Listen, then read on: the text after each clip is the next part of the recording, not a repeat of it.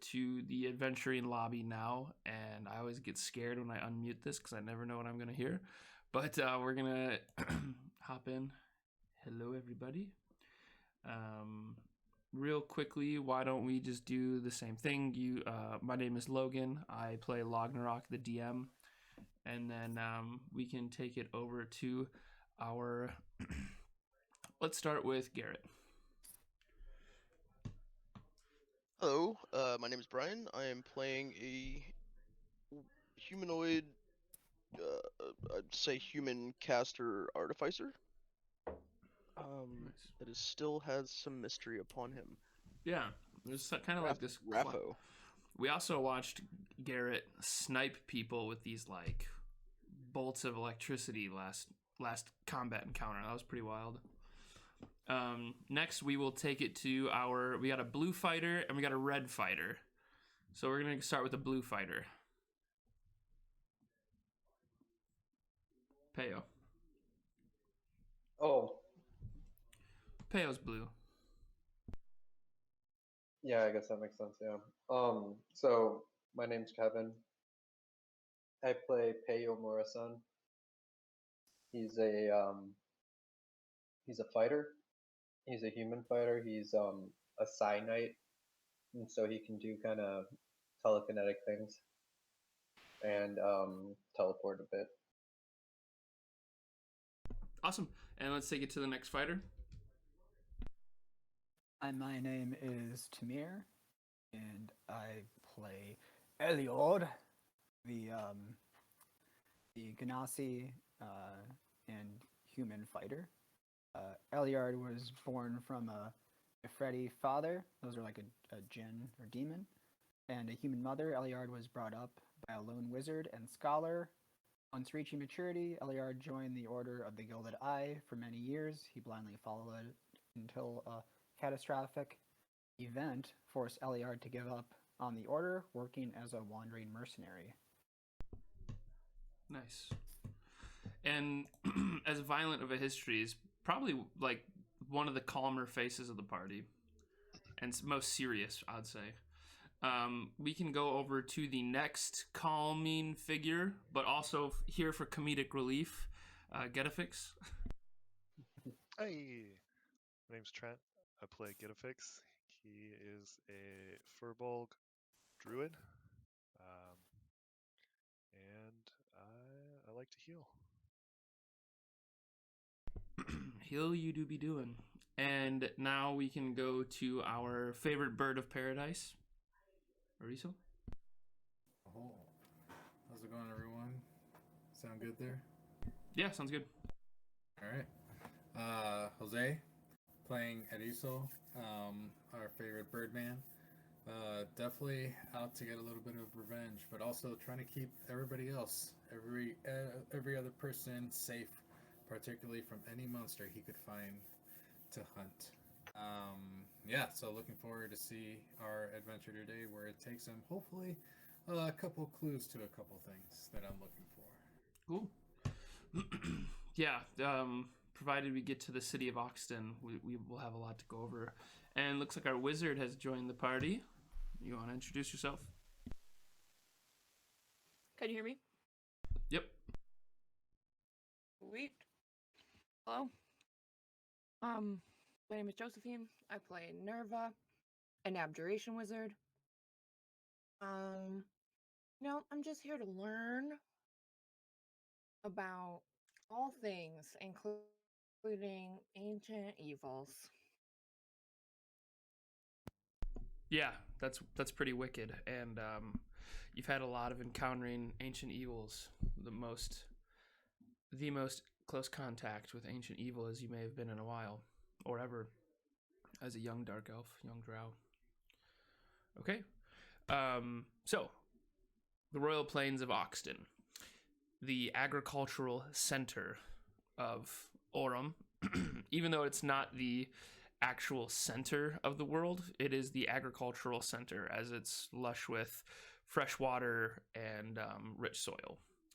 Last week, the journey home took a sharp descent as a storm cloud blew in a poisonous wyvern and a flock of winged kobolds. Sephiron's aerial assault team, having sabotaged the tension on the dirigible, forced Izzy to come to a flying halt. Captain Moore, warning the party not to let the wyvern get too close to the balloon, dashed off the side down a rope to set up a defensive formation, at which point the party took a really swift response to keeping the wyvern away from the airship balloon. Erizo launching a volley of well-placed arrows, Nerva and Eliard taking separate flanks with magic missiles, Garett sniping with weird electricity, Peyo taking an enormous amount of damage while dealing even more, and Getafix proving his profession as a healer by bringing Peyo back from the brink of death.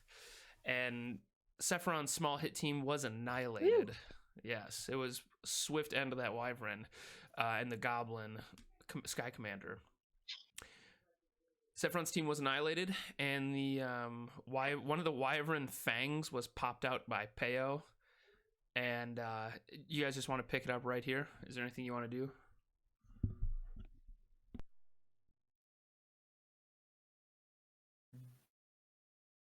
All right.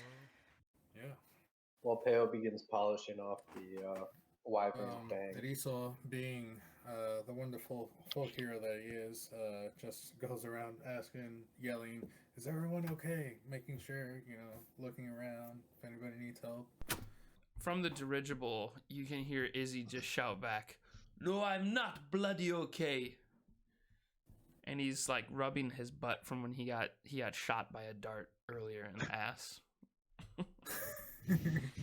Is the ship like destroyed or like really damaged? So it looks like Izzy's hard at work trying to rip new cords on, lashing different, bringing more tension back to the ship and the balloon that the kobold sabotaged. It looks like he's having a hard time struggling with the cords. "Hey, Go. big man." And he shouts over to Getafix, and he says, "Why don't you mend some of these with me, please? We can limp our way to Oxton soon enough." Yeah, and I'll nod and walk over to help. Okay. I'm gonna help as well, Okay. Garett. Yeah, that's awesome. You guys, I know that Getafix is going to be using mending. Garett, you can make a sleight of hand check or anything that you'd like to do, unless you have mending as well. But you can make a sleight of hand check and kind of use quote unquote help to give advantage to the mending throw. Okay. I guess it's not really a throw, is it? Nah.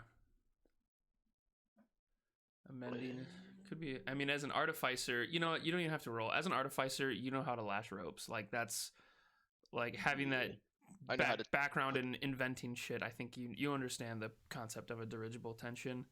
And it shouldn't take too long for you guys to be patching it up and getting the airship ready to fly. We will have her limping along in no time. Izzy smiles.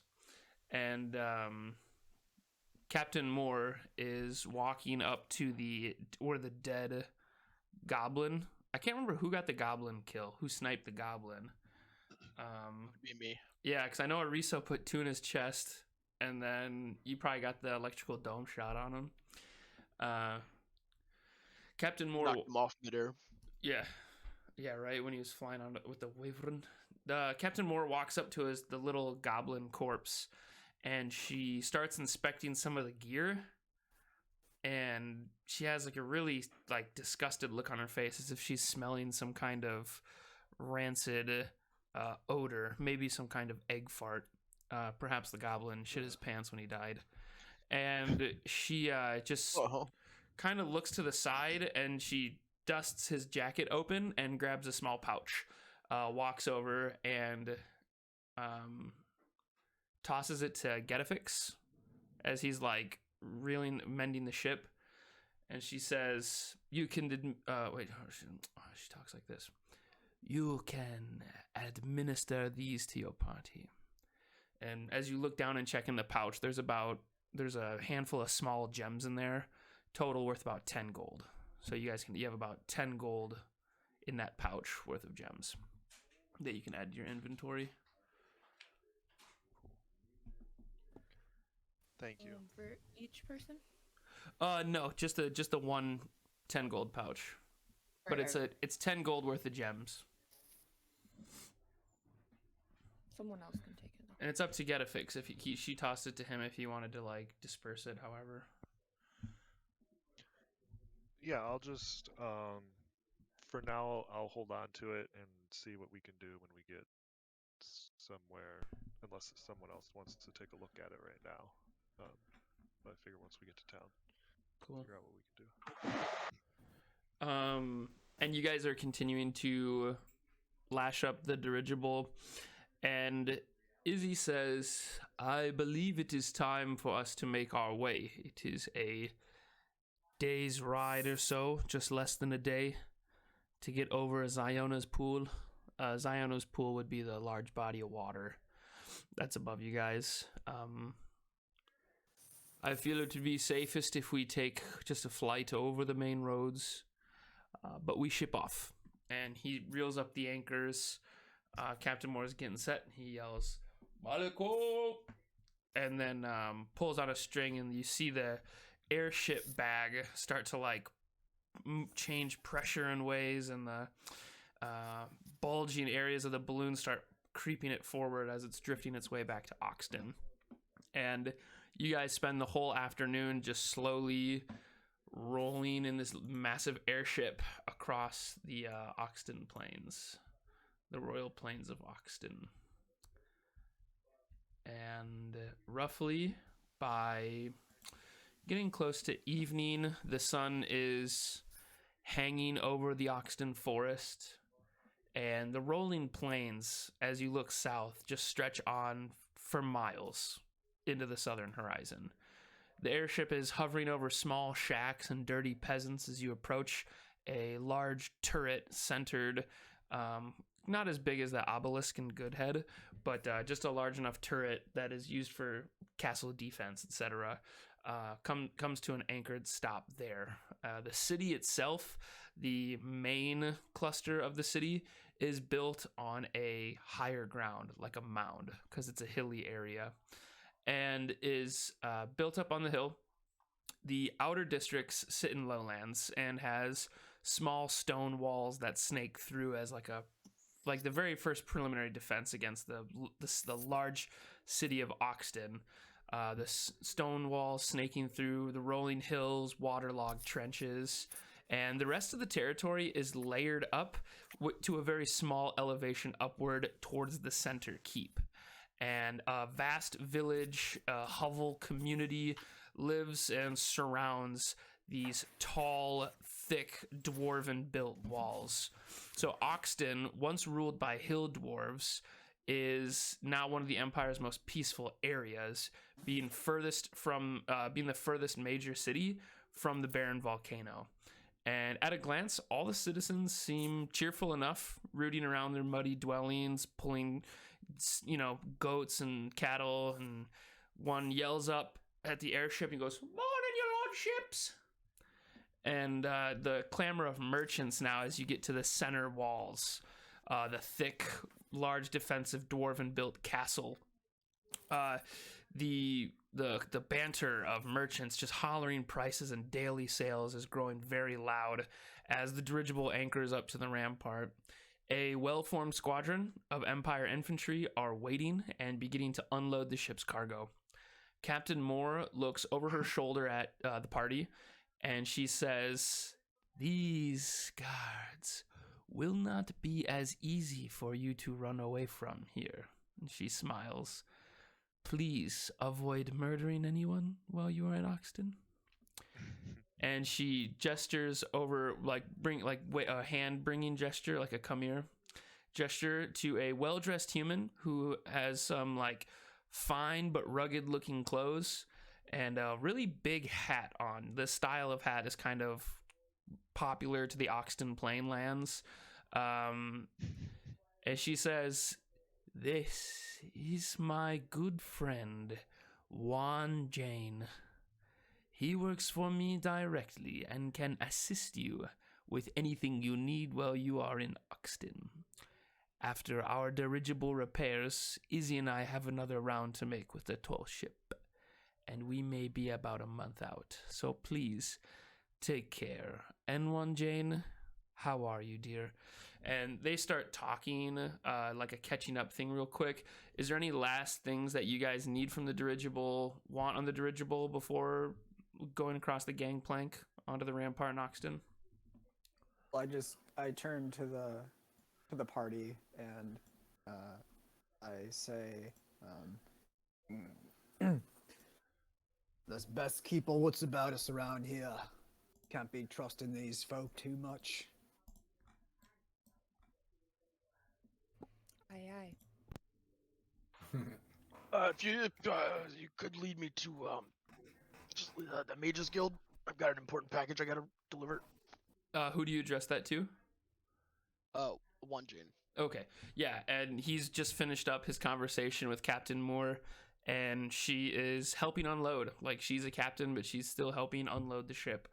So she's gonna be busy. She said her goodbye, and Juan Jane says, well, I reckon if you're looking for magic, you found the right part of the keep. I would like to get you to your inn. We got you guys situated up at the Lopside Inn.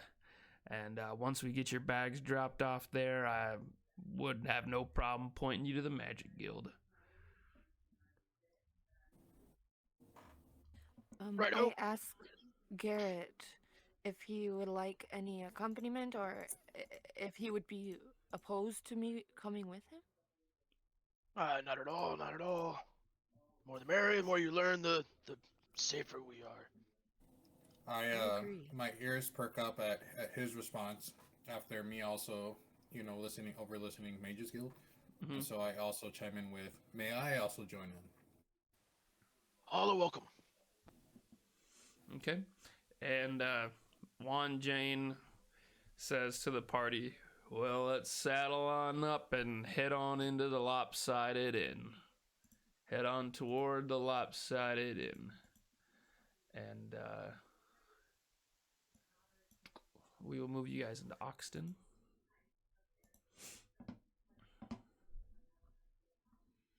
So this is the central city of Oxton, the inner cloister, so to speak. And I will ping on here. The airship is on this turret on the bottom left, or bottom center left of the main gates. It's like anchored up just outside, and you guys will make your way now to the Lopsided Inn, which I'll ping again. The Lopsided Inn is over here. It is over on the bottom right. And the castle has a large open air market at the entrance. And beyond, north of that, is a gated community, so to speak, where there are all the guild halls, artisans, royalty, all where they sleep and operate, political spheres, mansions and some back areas more protected. And you guys make your way swiftly through the marketplace. As it is getting close to nightfall, there isn't as much traffic, just shop carts closing up, beggars getting herded back out of the main gates. And in about half hour of strolling through, you guys cut through some buildings, walk past a couple walls. The overall hygiene of Oxton is pretty nice. Like, they do a very good job keeping things clean, and even the beggars look, for the most part, hygienic. Like, it looks like they do a really good job keeping their bottom line up pretty high. And you get to the Lopsided Inn, and Juan Jane opens up the door, and the Lopsided Inn. We have your accommodations reserved for the next 10 days, so about 20 days here. The last 3 days seems like the full moon festival will be here, and I'm sure there'll be some kind of mentioning of your names to honor the service you had done for the Empire. The room, the food, and some of the drinks here are covered by Captain Moore. She says you did a hell of a number on the bandits who stuck up the damn drum passage. Is that right? Absolutely right. Yes, that was us. He tips his hat at you. I thank you for that. She would have had me climb my old ass up that mountain if you didn't, so. Yeah, I'll be staying here at the tavern. If you need me, I'll be at this table playing cards. And I actually do have this drawn as well. I can switch over to that. The lopside.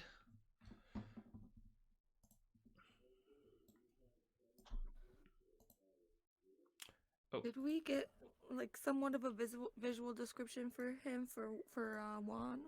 For Juan Jane. Yeah. Juan Jane. Yeah. Let me here. I can bring you guys over to the lopsided inn, and I will pull up the picture of Juan Jane. Oh, I get it. Juan Jane.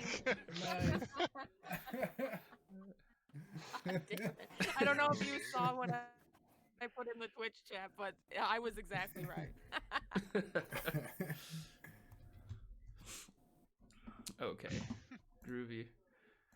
Thanks for asking. And so yeah, he just points up to the stairs. There's sleeping quarters on top of the lopsided inn, and you guys also see that it's decorated. They hold evening meals there. Looks like maybe some tavern committees. There's hearths, a kitchen.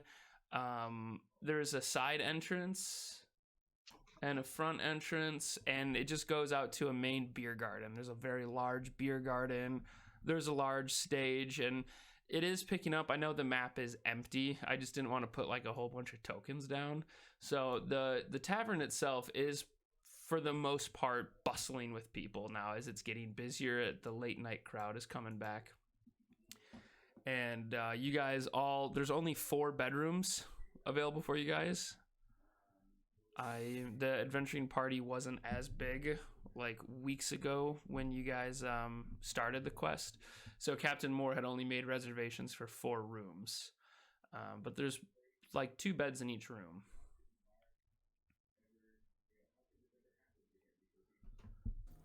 Well, looks like we'll have to share a couple rooms here. I'm definitely more than open if anybody needs a place to stay. That's fine with me.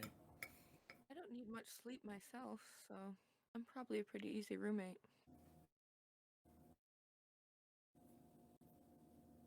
Alright, sounds good. If you want to stay with me. Fine with me. I do request my peace and quiet. I need to reflect on the last few years. Wow, it's been a hard ride, I guess, coming out here. Years of reflection, I mean. Imagine 50 years of your life clouded. True, yeah. You know what? You're right.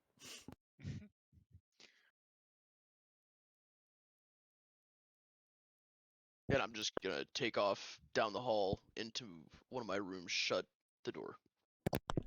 Okay.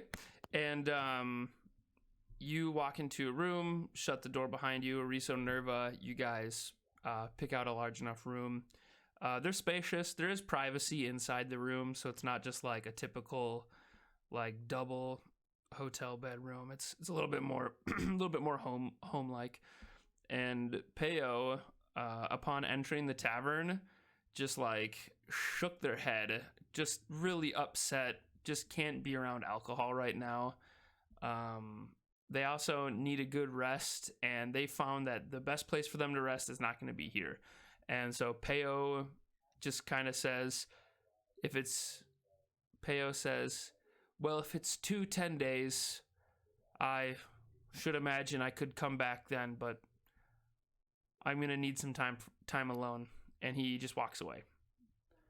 And he says, don't bother looking for me. I'll find you. and he just leaves. He leaves the party. Quite Hey, mysterious. Peyo? Yeah, Peyo. He's going Um, off on an adventure. Oh, you're back, Kevin. I just checked my phone to see if you were back or not. I was just gonna No, roll. I'm I was back. just gonna role play for you. No, thanks. But yeah. He's gonna come back in He's 10 days. gone now. No, just kidding. Or Okay. how long does he have? 20 days, so 10 Okay. days. And the last 3 days is going to be the festival. Okay, and that leaves 2 open rooms. And how many of us are left? Just you and Eliard. Well, then I will look at Eliard, nod, and then walk towards one of the open rooms. And Eliard follows him in. No. That's amazing. Okay. You guys get cozy. This is how I'm going to run the downtime. You guys have 2 weeks. A week is 10 days. So you've got 2 weeks. I am just going to really have you fast forward the next 10 days.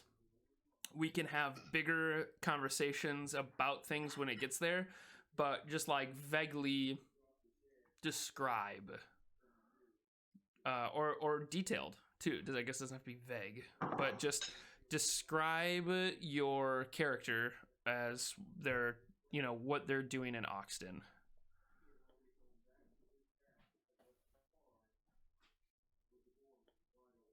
All right. Go ahead. Who's going Nerva. first? Oh, mine won't take too long. Okay. Unless DM is trying to roleplay during these moments. But A little bit. I mean, it depends on the situation. Like if you're like, I read a book Right. for 10 days, right?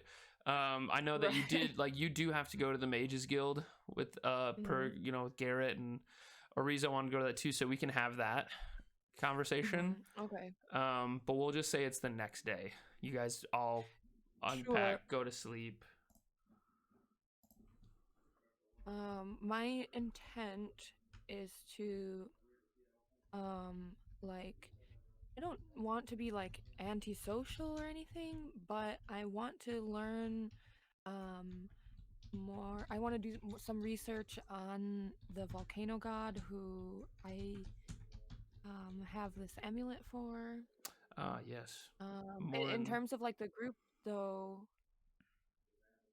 I would like to go to the Mages Guild with them and see what happens there. Like if any of the group needs support in any of what they're doing, I'm willing to do that. But mostly I'm focused on just like learning more about Morin and just like the history of Morin, not necessarily like oh, I'm gonna learn all these evil secrets and like try to Right. become an evil wizard. Like I don't. If anything, this might be like the first step towards something like trying to learn more personally. Just more of just like a archaeological history kind of just research and just like basically learning whether or not I can deem Morin as like something really scary that I shouldn't like fuck with at all, or Right. if it's like And the worth going a little further with it. Yeah, and the learning more you about know, it. the less scary things are. Right. So yeah, over the night while you're maybe reading Tarkov's journal that you have, learning more about the amulet, half of it is still in Dwarvish, and but the parts that you read, you can pair with a history check.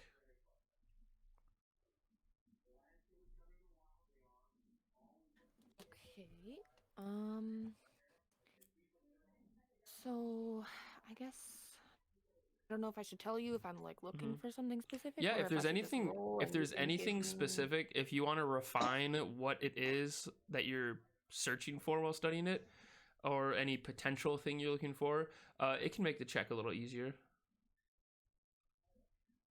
Yeah, I guess I'm going to be looking just for like like origins, maybe like if there's Mm. like a certain culture or something that's tied more specifically to Morin, or like Okay.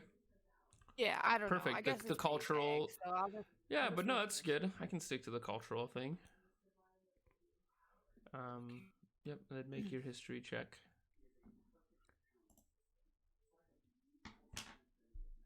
Okay, so a 13 history check. You know, studying the amulet itself kind of tells you more than Tarkov's journal. Tarkov's journal is very one way. It's like his personal dialogue to himself. And a couple parts, it's actually written in third person, which is weird. And we can study that part later. For now, you know that the Obsidian cult has always worshipped Morin, but the actual power that's coming from this amulet, this is pretty new. The history that you know of the Obsidian cult, they are assassins. They don't necessarily deal in magical powers. And if they had amulets like these and had more warlocks, the Obsidian cult would be able to make themselves a little bit more than just like a mercenary group. So the growing power of Morin from this amulet, you can tell the amulet is forged a long time ago, may have been lost, kind of like the One Ring, but it's a little frightening to see that like this amulet has such great power and potential in it that you've felt yourself a couple times when you hurled Getafix off the back of the dog sled, and when you woke Eliard up with the push. You can feel the power, and that's just you scratching the surface of wearing it, and you have not like necessarily attuned to it, but you got the powers because you were wearing it during the full moon, and that attuned you to it, the last full moon. You're aware that in 20 days there's going to be another full moon, and you don't know if the power grows every full moon. You don't know if the power will even continue to grow, but stones of obsidian, this might have been just a regular obsidian amulet, and it is just the pieces of obsidian that are being possessed, is what you pull from Tarkov's journal. That the Obsidian cult has been collecting these like rare shapes and forms of obsidian from different areas, mostly mining out from the Dark Frost, as the Barren Volcano would be the other spot, but the Barren Volcano is controlled by Sephiron. So whether Morin is good or bad, like whether this obsidian god like patron power is a ocean of peace or a terrifying new theater of war, will only be determined by if the United States is in a position of preeminence. Well, JFK's Rice. It was JFK's Rice University speech. Are we still talking about the game? Yeah. or- No, it's like, well, it's because like the obsidian stone, it looks a lot like space, and so like I kind of have my personal vibe for it is kind of like it's space, the blackness, it's this vacuum, this unknowing like yawning. So I was just trying to quote JFK's Rice University. Yeah, where he's like, good. this could be I good or think your bad. It mic just cut out, depends. And I heard you say the United States. Yeah, I did. And I was Yeah, like, whether whoa. the United States is in a position of preeminence. Okay. All So right. it might not be just this amulet that is gaining power Okay. as you study it. Well, yeah. I want to like learn more, but I can also like ask questions like at the mage guild, or at the school, or wherever we end up going. Yeah, definitely. So let's say that you guys make your trip. I'll highlight here. Well, let me snap over to Eliard. What's going through your mind? Is there any skills you want to hone in on? Is there any bigger tasks, or are you just taking your R&R? He's doing a bit of just R&R, like playing solitaire. Nice. And Juan Jane but- loves playing cards. Okay. I guess I'm also doing a lot of a lot of training, like I'm doing a lot of running and like sharpening my weapons and just like practicing like I guess scimitar and swordplay, just like Cool. trying to stay fresh and on my feet, because I haven't had a lot of downtime like this in a while. It's been Right. a lot of me just hopping from one contract to the next, and then I got involved with this group and haven't had a lot of time like this to really I just see people drinking in the beer garden throughout the week, and like they're sitting at tables like laughing and getting drunk, and you're like by yourself standing by like a tree in a small wooden glen, just like swinging a sword around, swinging your scimitar around like a whirling tornado. We need a montage. Yeah, right. He's the best around. And he's like doing boxing motions and like And then he's got like randomly One-Eyed Willie like, come on, you gotta do it. One-Eyed Willie. You mean Big Willie? Big Willie. One-Eyed Willie's a penis. I mean, he could have One-Eyed Willies I was like, cheering him on. I was like, does Eliard's penis have a stat sheet? And then while he's like in his montage, he looks down at his prick, and his prick's like, "You're doing great." Oh my god. Wholesome content. That's good. This is an 18+ stream. One-Eyed Willie's the- from the Goonies too. Come Oh on. yeah, that's right. The One-Eyed Willie. So you could have his One-Eyed Willie plus One-Eyed Willie Plus Big Willie. plus Big Plus Willie. Big- all cheering him on. Yeah, while you're doing your like sword practicing and stuff, you do gather. There's a whole little wooden little glen back here. Yeah. You'd find a good spot there to practice, or up on the stage. But either way, throughout the week that you've been keeping yourself in shape and training, there have been like small children looking at you like, whoa. Because as you're swirling your blade around and spinning it through the air, there's like green fire that's leaping off of your blade as you're making certain movements and honing in on that fire magic too. And the kids are looking at you like, whoa, this guy's a one-man firework army. Then maybe I'm also like, because I noticed these kids are following me, I am doing some like cool parlor tricks for them with Definitely. with, shooting fire out of my hands and stuff like that. Mm-hmm. And they cheer. Yeah. And they cheer for you. Getafix, what's So I think, like, for the first week or so, I want to spend time looking for slums or orphanages to just kind of, I don't know if you want to say volunteer, like help out. So Healing, mending, stuff like that. on the other side of like there's the tavern that you guys are staying at, the inn, and then there's the big open beer garden. There is a residential area, like a residential district, and you see these purple buildings?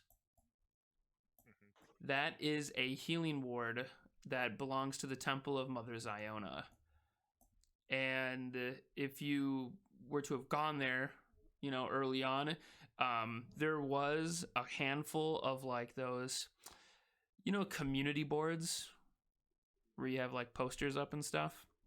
Yeah. And they have two separate things that catch your eye. One is an orphanage called Youth Haven that's just outside these like the thick walls. It's in like the surrounding like spiraling hilly residential area. There's a youth haven that needs help teaching kids how to read. And then the healing ward itself is looking for help in their medical room, in treating people that are coming to the city with sicknesses, injuries, like farmers who have broken hands and stuff like that. Cool. That they need help with that. So you can kind of take your pick which one you want to do. I'll go with the healing ward.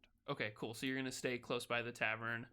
And then, just for, I don't know, for reference for the second part, I want to spend time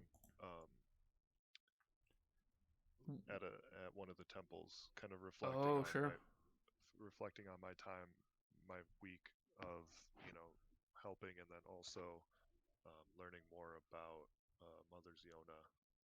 Mm-hmm. And Sweet. We'll get to week 2 shortly, and yeah, and then we can have a fun little learning curve about her. Let's see here. Oops. And Erizo, Nerva, and Garett, you guys all wanted to take a trip to the Magic Guild, and when you go down and ask Juan Jane about it, he says,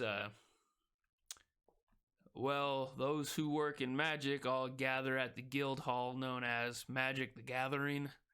It's the main magic hall Wow. in University area, just beyond the gated-in community there. It's kind of a large academic area housing both magic university, library, and guild masters in the academic sphere. Let's see here. Sounds perfect. Yeah, and I'm highlighting it now if you guys can see it. There's like a little book in the middle. Yep. So Love that is Magic the Gathering, and it's just 2 buildings. And so there is a color key as well with this. Like purple stuff is religious, yellow stuff is guild hall, orange is like tavern, light brown or almost like it. My scanner didn't really pick it up too well. Is residential, and then pink is all Empire controlled. And so pink is all like Empire barracks. There's a blue and green stuff. Blue and green, like I can pin it, but that's transportation. So that's like where like the horse tracks and other animals. But so you know, yeah. So this guild hall is like a mix of like artisans. Magic the Gathering is a mix of artisans, mages, and intellects. There, Juan Jane says that there is a university that's outside of the castle, that's up on a mountain peak, but he doesn't really know anything about that. He just mentions that there is the actual Oxton University, but that's out the castle and up a big hill, isolated away. But yeah, you guys can go to the. We'll say that the next day you guys head to after you guys get there and rest up, wake up in the morning, you head to Magic the Gathering. Would Nerva have been here before at all during? I don't think so. Just I don't think so. Just because you spent did you pick a city that you wanted to? Did you want to stay at the SAC University over on the West Coast, or like where was it that do you have a place that you went specifically? Oh, I was muted. Oh, sorry. Okay. Look at the map on Discord because I can't remember the name. Right. Because I remember we kind of talked about that, and then you took student archaeology jobs like in war zones that were like currently held by the Empire, and you were going in and like removing artifacts, and then so when the line gets pushed back. It would have been the Sacy? Yeah, okay. That's what we talked about, and then you spent some time up on the Draken Plateau. Yeah, Oxton, this is kind of your first time in the region, other than when you went to Darkfrost. But right. yeah, you guys can take it away as you walk up to there's a well. It is just like a beautiful area. There's a well in the middle of the courtyard. There's students, there's professors. I'm not going to say it looks like Hogwarts, but there's a lot of fucking robes. A lot of robes, a lot of wands. All races are represented there. It's got a lot of elves that are, in the most finest of robes. Yes. So as I'm walking in, I'm just kind of getting an eyeballing everyone's faces, kind of looking for who the higher ups are, seeing if I can notice patterns in the different colors and styles of robes. Looking for more of, who seems to be the head honcho. Not necessarily a head honcho, but like who runs the guild itself, not people Mhm. coming to visit or like artisans. Mm-hmm. Um, Yeah, Erizo? Oh yeah, I was just gonna say with the similar thing, just picking up on that and the amount of people going in and out. I feel try to get some direction. So I just go up into the the first person that I think would probably help us out, whoever it is, and ask politely, excuse me, trying to get their attention, Mhm. and asking, is there can you please point us to any sort of administration office you may have? Maybe anybody who may be in charge, or get us connected to someone. And the person you poke, they've got, books in their hands, and they just really slowly turn around, and they've got rosy red cheeks, big glasses, and a scar on their forehead. But they turn around and they're like, Oh, you're looking for the administration board? Yes. Yeah, that's exactly what we're And looking they like for. slide their glasses up. And okay. So you're gonna want to go to the north building on the west wing. Nerva's like, get a load of this nerd. and he like squints as he looks over at you. Yeah. So if you guys head over to the northwest quadrant of the building, we call it the NWQ. You're gonna see the that's kind of where we keep the registry, I believe. At least that's what I had to use when I was a freshman, but I'm a sophomore now. Oh, nice! Congratulations. Yeah, thanks. What are you hoping to become? I study necromancy. Ooh. Yes. Yeah. Necromancy, you say. Yeah, I mainly, Do tell me more. Yeah, my family mostly paid for me to come here. We were from the Oxton, forest area. But they were skilled artisans, but I found out that I had some kind of draconic mutation in my blood that gave me some pretty intense magic. So I'm just here learning academically, but they also can help me keep tabs of what's going on with my magic. But I've been learning quite a bit here at Magic the Gathering. I've got some black mana that I've been really getting ready to tap on one of my larger. Want to learn resurrection magic. Oh, so you're trying to specialize in resurrection magic? Eventually, I want to help out with resurrecting people. I mean, those doctors get paid the most. I think it's like 1,200 gold pieces to resurrect somebody. And we do that here in Oxton. It's just, eventually they got to be replaced with a new, the boomers will be gone. Someone's got to learn resurrection magic. That I will resurrection- agree with. He's not wrong. resurrection. Yeah. Would resurrection bring them back to just before they died, or de-age them a little bit? It could. If they die of old age, that's kind of different. That's where you're getting more towards like lich magic. But I mean, if they die, then you've got their body well preserved for about even a year, and you got all their body parts with. It's a lot of the gross stuff is making sure that all the body parts are together. I've seen a lot of it. I got to do now that I'm a sophomore, I got to do a student observation on some of the resurrections, and it's pretty gross. Now I do have one more question for you. Yeah, But please, yeah. Forgive my Wow, rudeness. I'm in no I hurry. unfortunately did not ask for your name. Oh, I my also name? did not introduce myself. Okay. Please go ahead. You first. Me first. Okay. Well, thank you so much. My name is Perry Hodder. Very Otter. Ooh, Yeah. That is a very unique name. I've never heard of that name before. Really? Yeah. It's we use a lot of names, like a lot of naming conventions like that. Oh, nice. Yeah, Perry Hodder. Well, my name is Erizo Nocturne, and I point to the back of my group. And these are my fellow group mates. Oh, hey guys. Friends. Yeah. You guys gonna be here for the festival in 2 weeks? Perhaps. Oh, God, yeah, it's gonna be a really good time. There should be a pretty big party here too. I know that they've got them all. The parties happen all over, but if you find time in the 3 days to make it here, we could get drunk. Alright, I I would- don't mean to cut you short. Oh yeah, but, sure. What's up? looking for Marguerite.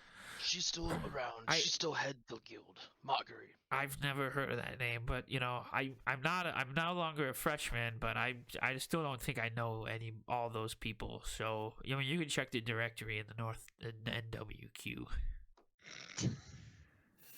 Alright, Well, I'm just gonna leave that group and start heading that direction. Okay. Well, Perry, thank you so much for your help. Yeah, no Is there, problem. by any chance, a way to be able to reach out to you at a later point, as I am very interested to hear more of your Yeah. particular magical skills? Yeah, well, I'm staying in the dormitory across the street there, and he just points over at a large building. It's colored red in the map, but he points over to the large red building that's just used as it's an Empire-run building, but it's a dormitory. Yeah, I'm over there on the 3rd floor. If you you'll see my name. You can always just there's sending stones. If you just push one of the sending stones, I'll get a ping. All right. Yep. Sounds good. Well, thank you so much, and Yeah, of good luck in your course. studies. Oh, appreciate meet it, you. man. Let me know if you need to Looking buy forward to some. that drive. Yeah, absolutely. Okay, take care, guys. And he just starts The rest power of the walking rest of away. the- Yep. And you guys get into the northern building. Over on the opposite side, you want to go on the east side, you can hear the sound of like hammers and saws as there's a craftsman, like a artisan woodworking section where it's like elves who are working on very well polished wood. Maybe there are other woodworking people throughout the city, but maybe this one has something more to do with like magic. There's also a Empire office area that has to do with like, what is it called? The registrar's office, where you have to like pay your money to come to the university, as it is controlled by the Empire. And on the West Wing, you see that there is a magical registry for all the magical people that work there, including their titles. Like it's broken up in different schools. And remember, Magic the Gathering is just a place where they gather in the city. It's not the actual university itself, but it is the Magic Guild office. So, is the registry, is that just a book by itself, or is It's there like it's up on a wall. There's a Oh, it's up on a wall. Yep, it's up on a wall, and it says like, you know, it has like shorthand names for different buildings, building numbers. There's like abjuration, evocation, necromancy, all the schools of magic, and then those break down all the different wizards that are professors in them. All right, so I'm going to scan as, very intently and fast as I can for Marguerite. Okay, and you do not see that name on there.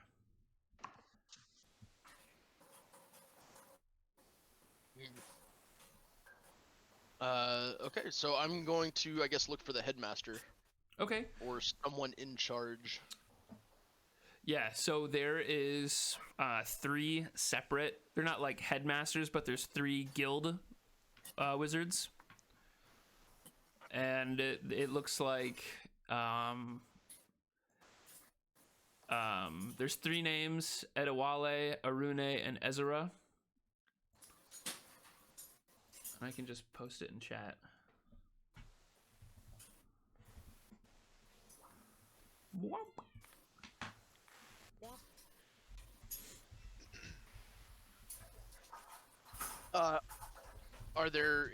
Is there anything next to their names or around their names? Yep, it's their. It has their room number. Oh, hold on. My headset got unplugged. Yeah, it has their room number. So I'm gonna roll a history check to see if I recognize any of those names Okay. and remember anything about them. Ooh, Damn. nice. So rolled a 23. It is the name Erun, Erune, Erun. That name strikes you pretty quickly as the Mage Guild's longest running mage, essentially. Like, they've been holding their seat the longest. That's maybe how you've recognized the name, that they've been there for a long time. They may have been around when you were 50 years ago. Okay. And then what's the room number? Yep, room number is just on the top floor. There's an observatory, and their office is just all the way up. Yep. Then you see a stairwell sign, and the spiraling staircase on the side going up to a like spiraling tower. So I'm gonna look back to the group with me and say, "Observatory, let's go," and just start leading with a vengeance. Nice. Walking with a Random. purpose is what I call it. Cool. And Nerva's keeping up. I'm sure the two of you are both just super interested in this. Yeah. And Erizo, are you gonna follow him up? Yeah, I'll follow him up, but I'm also, trying to eye everybody as we're running past them, just to see what's up. Yeah, Okay. and again, as I'm walking past everyone, I'm like intently eyeballing them, getting an idea of what their looks are, kind of a little bit of their body language, how they're moving, what their robes look like. Okay. And now you get to the top. You see the office of Arun door standing. It is halfway open. You can just hear some like whistling sounds, like bird whistling sounds coming from the door. All right, so I'm gonna walk up to the door, give a couple knock knocks, poke my head in. Come Everyone? on. Yes, come on in. I do have 5 minutes. I wish I had more time, but who are you? My name is Garett. Hello, Garett. A while back, I worked with Marguerite here in the guild, and for some reason, I have a feeling she would know what to do. Is she still around? Is she still alive?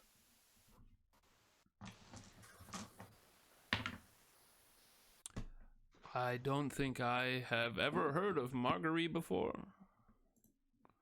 But it is a pleasure to meet you, Garett. I was not expecting visitors today. And he walks over to a bird cage, and he's got a whole bunch of like exotic birds. I become entranced with the birds, and I walk over. And you start talking to him. Introduce myself. Hello, my name is Erizo. As you can see, I love birds, and I just continue to be mesmerized by the cage. An Ekokra. That's very nice. You remind me of a bird of paradise I once had. It was a very beautiful red bird such as yourself. Nice to meet you, Erizo. My name is Aaron. Aaron or Aaron? Sorry, I'm bad of hearing sometimes. I mean, Erizo. It's like your name, but like with a U-N-E at the end instead of I-Z-O. Oh, okay. Yes. Got it. Thank you. Yes, you have a beautiful name.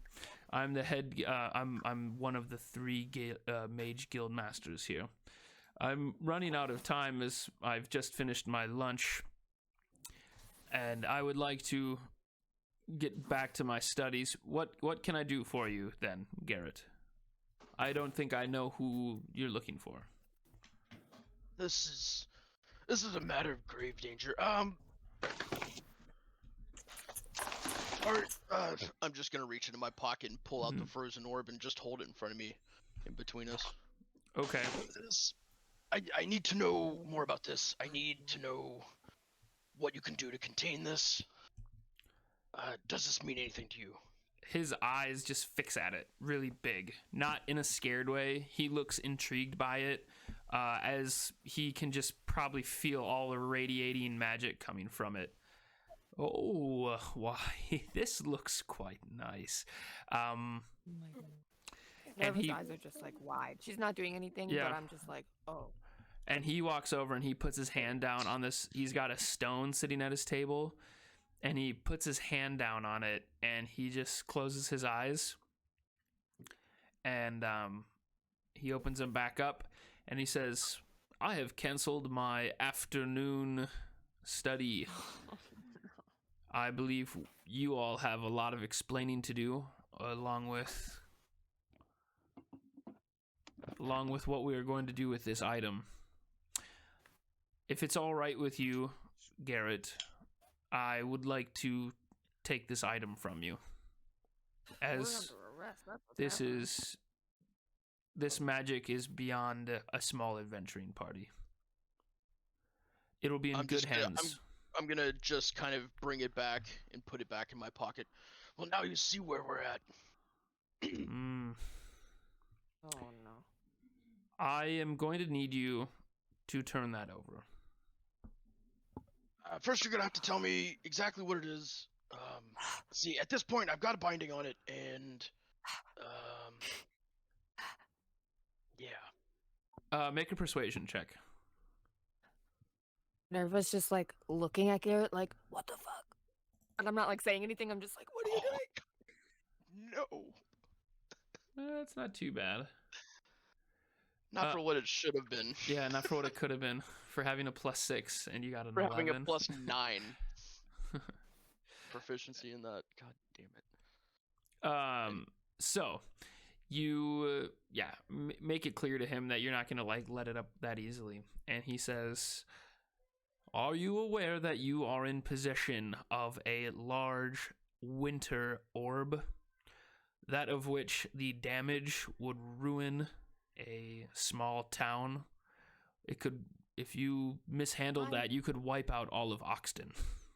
Do you see how grave the situation I is? had identified this. I was aware of this, sir.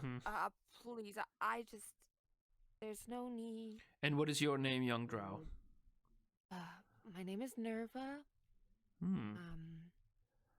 I have magically identified this orb and am aware of its capabilities. You seem like quite a good magic student. Where did you go to school? Well, I spent some 30-odd years at SAC. Oh. But I am fisherman's daughter. I didn't know my companion was going to ask so bluntly about this. You say that your father was a fisherman. Yes. My father was a boat maker. He was a woodsmith, and he crafted boats. The Monk's Gnome in Timberland. He crafted boats to help sail over to the Saga City Keep. I've always admired the sea. Back to matters on hand. Nerva, it's nice to meet you. You guys are not in trouble. Let me be clear. Well, I worked on these back in the day, did a little bit of research on them. I've got it bound right now. That should hold in my possession. I feel like I... Make a deception check. Deception. Fuck. Come on. 12. He says that this is getting quite serious. You said your name was Garett? Yes. And you? My name is Irun.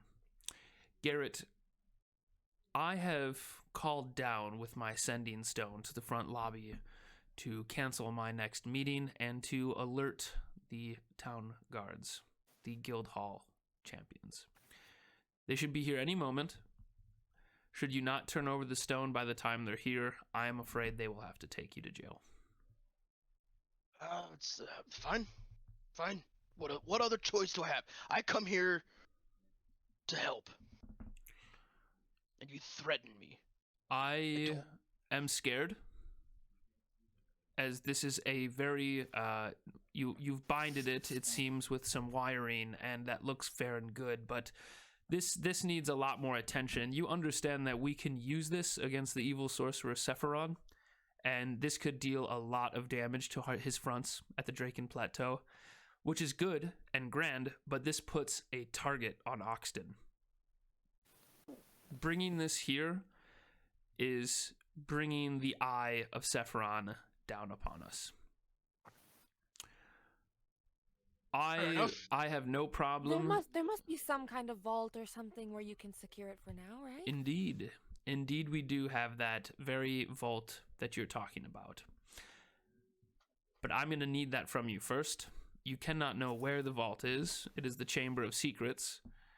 And I need you guys to stay with me. Where are you staying this week? You don't need to like sleep with me, but I mean, you need to stay in Oxton as we work this out.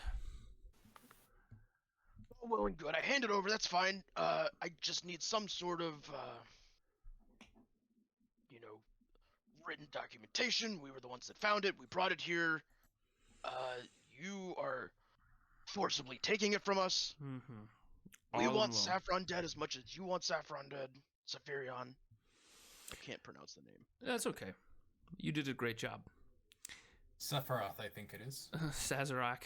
Sapphire? Saphira? Again? Come again? No, I did name him after the blue dragon in Aragon. Saphira? Sauron? Sephiron? Saruman. Got it. Okay. Salazar Salomon.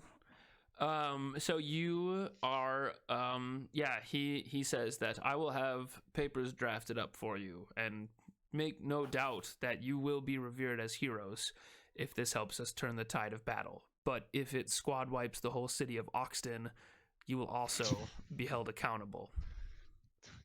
Held accountable if we're also dead. I don't understand. Like, what's the point? There are ways that we can bring you back. Okay. You wouldn't be alive either. And Just pointing that out. the doors open, and there are two twin elves. They are not wearing robes. They are wearing like very sleek green dyed leather armor, and they have like, do you know the Milwaukee Bucks symbol? Yeah. Dude, no, no. They've got Let's say which one, what year.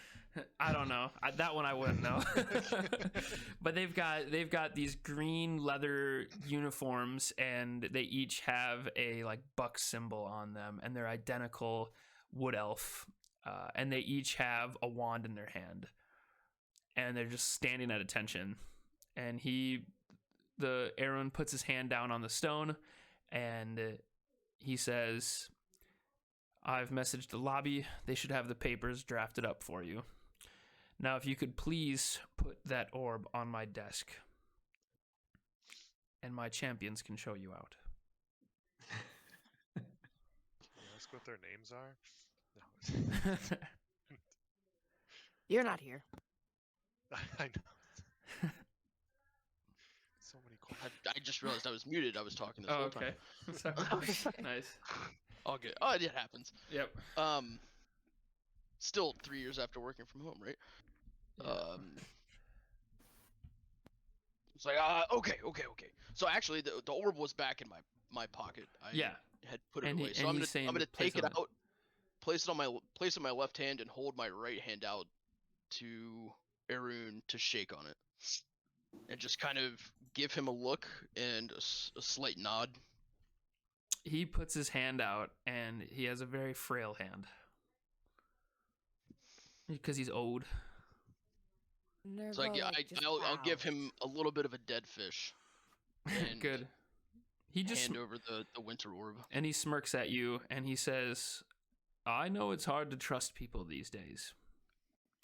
But while is it true that nighttime devours the day, it is doubly true that every morning the sun returns to frighten away the cowardly dark. And if, Garett, you truly stand, you take your stance against the sorcerer, we will be able to work together. I just fear that this orb could fall into the wrong hands, and lest it be the sorcerer himself." Do you still need the binding? Is the copper wire important to you? Or iron wire? Yeah. I could always use it. I can do something better. So should I take it off now, or how am I gonna get that back? You will leave the binding on for now, and if it is that important to you, I'd be more than happy to return you this wiring. But I believe and he has turned around and he's like rummaging around. He says, for bringing me the winter orb, I do have a reward for you, as I know that was not easy. And you'll have to tell me all about where you got it from, and we can plan that meeting for dinner tonight. Are you guys all free for dinner this evening? Ooh, yes.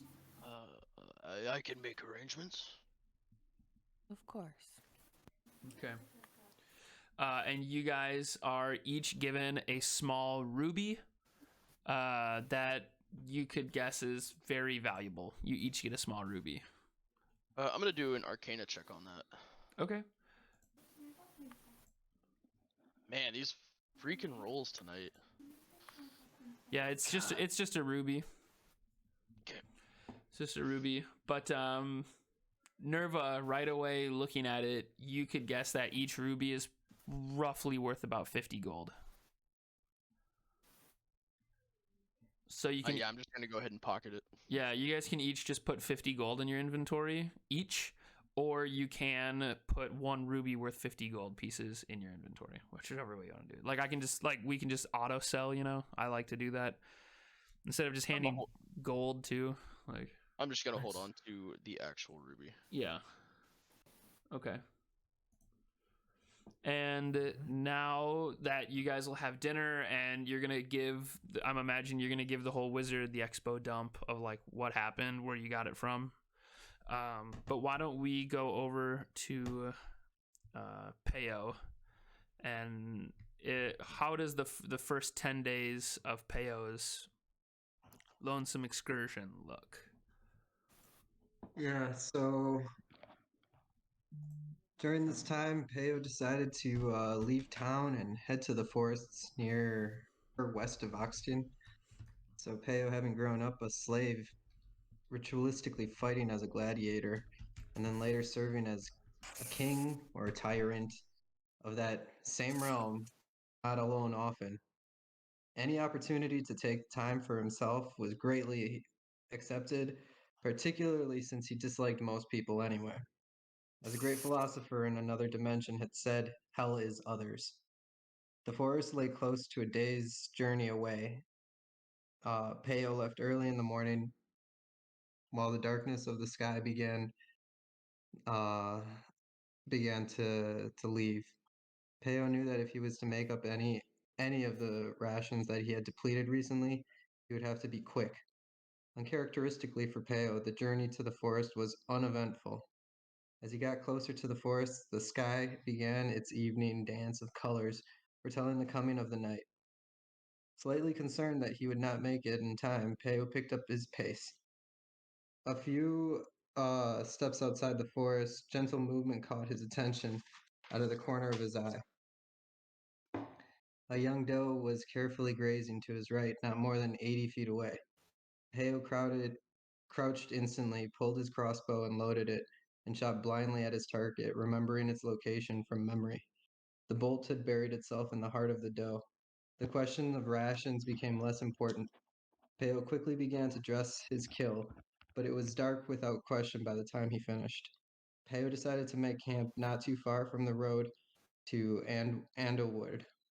A small clearing promptly presented itself with the shadows of tree branches overhead, creating a small green roof that swayed with the gentle breezes. Peyo was glad for the clear night, providing the gentle blue light that helped him work more efficiently. Shortly after building a fire and cooking cooking part of the dough on the spit over the fire, he heard a small yip and rustling in the bushes near him. He grabbed his sword and cut through the bushes instantly. To his shock, he was face to face with a juvenile wolf, eyes of gold, not much older than a year, if his memory of his gladiatorial days served him well. The gray-haired beast had a deep and freely bleeding gash from the top of his his snout to just under its left eye. It snarled at Peyo, but appeared to be stuck in the bushes. Its fierceness shone in its eyes, and Peyo saw something of himself in them. Surprisingly, he felt guilty for maiming the beast. Peyo undid his whip and through many attempts was able to muzzle the beast enough to protect himself from those gnashing teeth. He attempted to clean the gash of the wolf as best he could. There would always be a scar, though. The wolf looked half-starved, so Peyo brought some of the deer over to the beast and gambled that the hunger would outweigh the beast's desire to hurt him. Peyo was right, and the beast promptly devoured what Peyo had shared, after safely removing the muzzle. Swallowed might have been a better description, though. Shocked, Peyo brought the rest of the deer, leaving a portion of the deer for himself, the portion on the spit for himself. The beast's reaction was the same as before. Seeing that the food was gone, the beast sniffed around angrily at Peyo, bared its teeth slightly, then bounced off into the darkness with a yip. What a strange creature, thought Peyo. He pulled out his minotaur horn and began outlining the rune of a wolf onto it, a relic learned from his days training with the evil wizard. He carved it almost absent-mindedly, but knew that a proper rune would take a few days to fully form. The next day, Peyo awoke at the dawn and packed up his camp. He wanted to see the lake towards the southeast of the forest and began to walk. Along the way, he would forage and hunt, gathering enough resources for. He felt like he was being trailed, though. He could never tell by whom and never could see the eyes. But he never felt like he was in danger. As night threatened its arrival, Peyo began looking for a campsite. He began to set camp, still feeling that there were probing eyes. As soon as he made his fire, he began to cook. The wolf appeared again, softly and slowly gnawing or pawing its way into the light. It sat down facing Peyo, sneezed, then yipped. Strange, was all Peyo said, and tossed cooked rabbit at it. The beast ate it quickly, though not as quickly as before. The gash showed signs of healing, but as soon as Peyo got up to look at it closer, the wolf growled, yipped, then bounced into the forest. Said Peyo. This pattern continued for the days it took Peyo to get to the lake, each time the wolf staying with Peyo for more and more time, always tracking him unseen. By the time he reached the lake, though, the wolf was sleeping in the campsite with him, though far enough away that he could leave without Peyo getting him. Peyo grew accustomed to the beast and hunted extra food in the meantime for the wolf. Bond had begun to crystallize itself between them, and Peyo didn't seem to mind. As the bond grew, so did Peyo's connection to life. He was beginning to find purpose again. Nightly, he would continue carving the wolf rune into his cracked minotaur horn, and began carving a human rune into one of his satyr horns. He planned on gifting it to the wolf as a necklace, if it accepted. He began to understand the meaning of friendship in this bond. The lake served Peyo's purpose as well.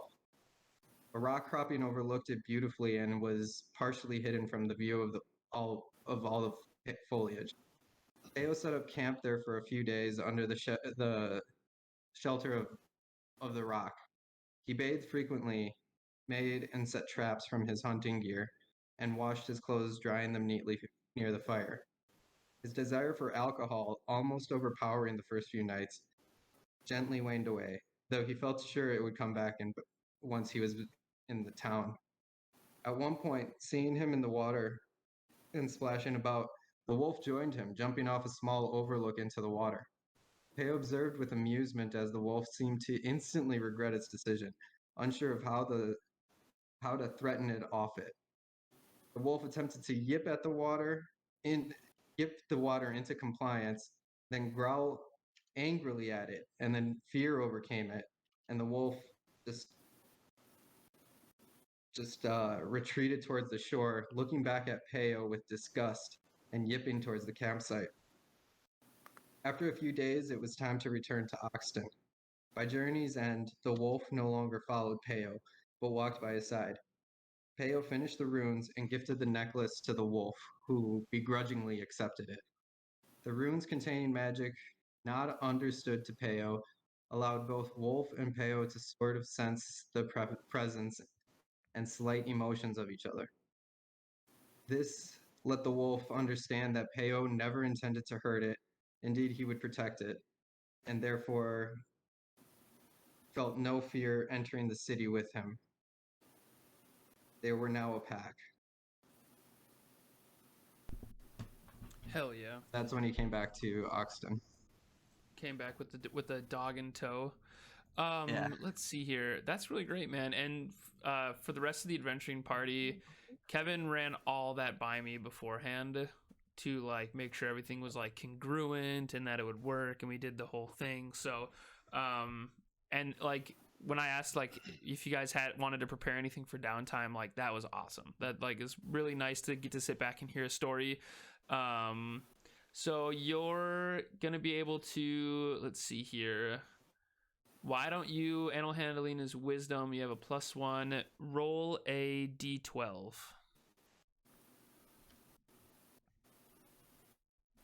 8. Okay, so that's haven't quite hit it yet. So how I do like learning skill checks and stuff, or learning proficiencies, is kind of like a weird long route of like studying and training, but to pass the tests you basically will be rolling dice, and the size of the dice will be going from d20 all the way down to a d4 until you've like fully learned the skill. So we'll just keep that there for that, and that's Peyo working towards an animal handling skill, is keeping this dog. Let's see here. That's awesome. Did you name the dog yet? No, that Just doesn't have a name. Yeah, that's right. Yeah, because I am not bonding it. Yeah, right. I'm assuming that's Midna. It's a wolf. I don't know if it's a boy. No, it's a boy. It's a boy. That's right. Yeah, that's right. We had him roll for whether it was gonna be a male or female. Yeah, it was a net 20 on that one. Yeah. Awesome, man. Well, let's just take a real quick break.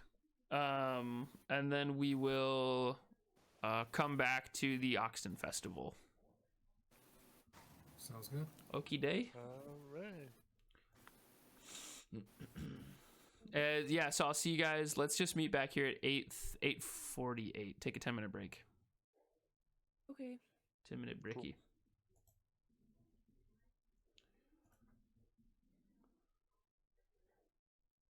Okay, I'm gonna play a song here.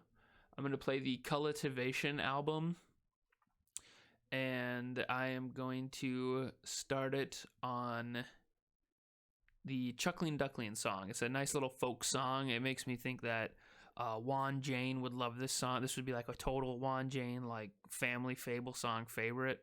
But again, all this music can be found at Cullah.com or on Spotify. You can Spotify Cullah, Cullah, and find all of his music there. I go through this discography all the time.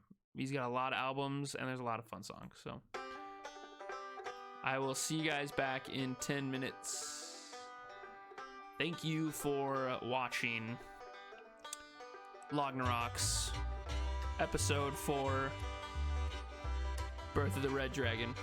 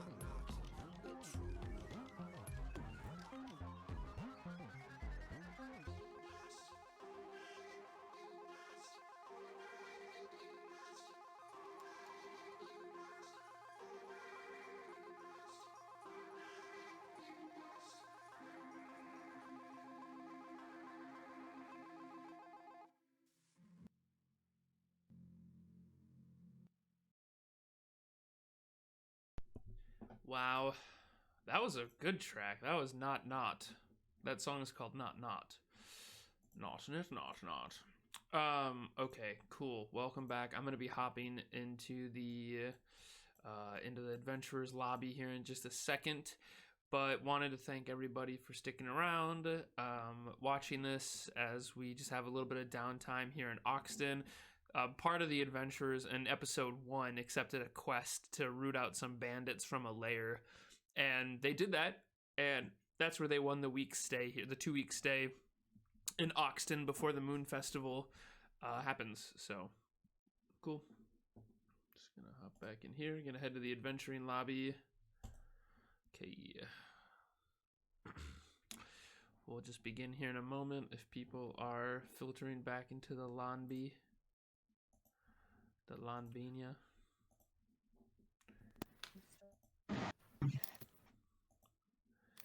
Welcome. Hello, YouTube. I'm about to eat a sandwich. Oh, nice. Yeah, I made tacos. Yeah, I made al pastor tacos yesterday and had some left over. I put it over a bed of lettuce. It was delicious. Over a bit of lettuce. Lettuce. Lechuga in Spanish.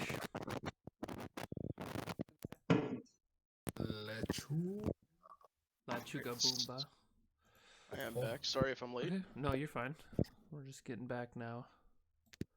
Where is that Shakira? Shout out to Brian, the gentleman who plays Garett. Brian hosted a one-shot campaign on Saturday, and it was a lot of fun. I got to be a player character in it, and the evil Grunch stole a gnome whose name is Crimus, and the gnome was responsible for making the merry ale, but the Grunch stole Crimus, and so we went to go find Crimus and defeat the Grunch, and battled our way up Mount Crumpet, fought some ice trolls, and when we got to the top and we found the Grunch, I thought for sure it was going to be like a 2-hour fight scene, and it turned into like an hour-long, like, wholesome content, getting ways to bring the Grunch to make his heart grow 3 times its size.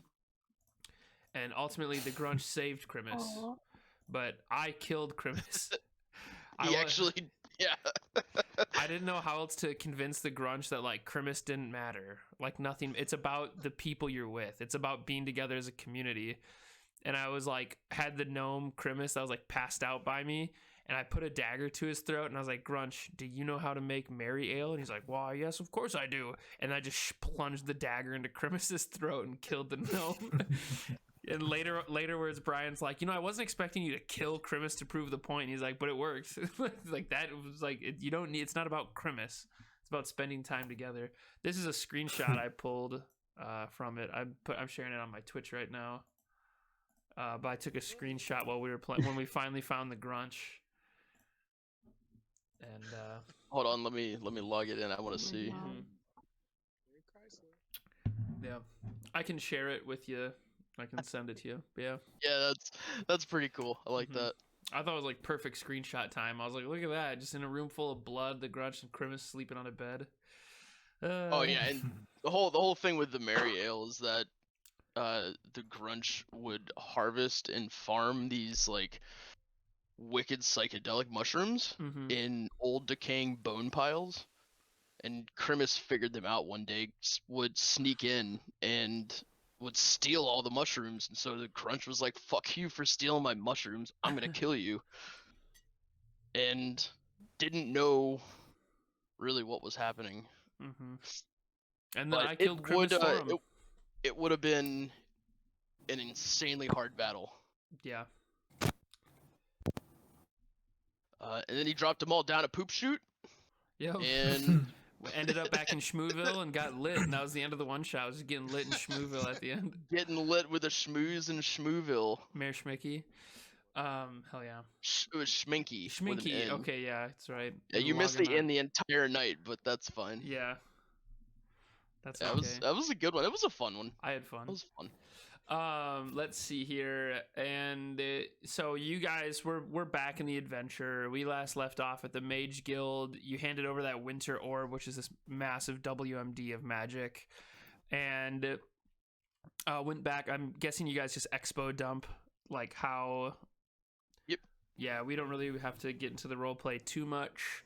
As the second week starts, and. Do you guys, Getafix, you had mentioned you wanted to now go to a temple and do some meditation and like praying towards Mother Ziona. Now that you've been working in the healing ward for a while, they've given you like a little patch, like a volunteer's patch that you can wear, that you can put on your gown. It's like you're a volunteer at the healing ward. But they said in exchange for your service, you have access to the Mother Ziona temple inside the castle keep. So the keep is like the center, and if you zoom in, there is a little purple shrine in the top right, the northeast corner. Purple's religious. Purple is religious, and so you have access to go to that shrine. You can get into the keep now with your volunteer patch, and the healing ward, the like temple, has kind of like done your background check. Notice you've gotten your tuberculosis shots and check your vax card. So they let you pass into that temple where you're allowed to spend as much time as you want meditating. One of the nights that you had spent in meditation there, you had a vision, and it was from Mother Ziona herself. She mentions that she's very proud of you for like coming to find her. And this is all like a dream, you know, so it's not like an actual god. But you're having a dream about her as you've been meditating, and she, being only human, is now ascended in a way to the divine. And yeah, she comes to you in a dream, and she mentions how she's proud of you, but there's still a lot of work to do.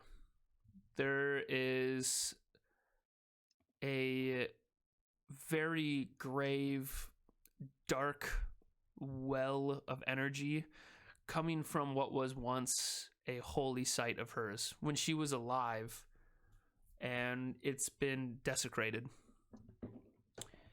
And that's where she leaves it to you to kind of learn more about this desecrated site, or this like this consecrated area that is in the Penguin Thicket. That's like a picture in your head, is this like thick woods that you would recognize as roaming the lands of Aurum. It was the Penguin Thicket. But there was a consecrated shrine there, and it is now, she's telling you in your dream that it's been desecrated. How do you respond? I mean, the dream's over. You can't talk to the dream. You just like woke up with that knowledge. Is there anybody that you go to about that? I think for right now, I make note of it. Because I'm kind of by myself in the inner area, right? Yeah, and it's super peaceful. There's like apple orchards. A lot of the consecrated areas that Mother Ziona has like personally spent time like sleeping in or just like resting, these really delicious apple trees grow there. Like the ground is welled with the nature cleric energy that she had, and it is just so delish, these apples that grow. And it's like dappled light through the trees. It's beautiful, warm autumn day. I will go over by the apple trees and take a couple apples. Absolutely. Yeah, I can say you can put like 3 apples in your bag. Cool. And Eliard, week 2, you've been training, you've been doing push-ups and swirling your dagger and staying in shape, cardiovascular. Just gonna cut back over to the training montage. Is there anything else going on?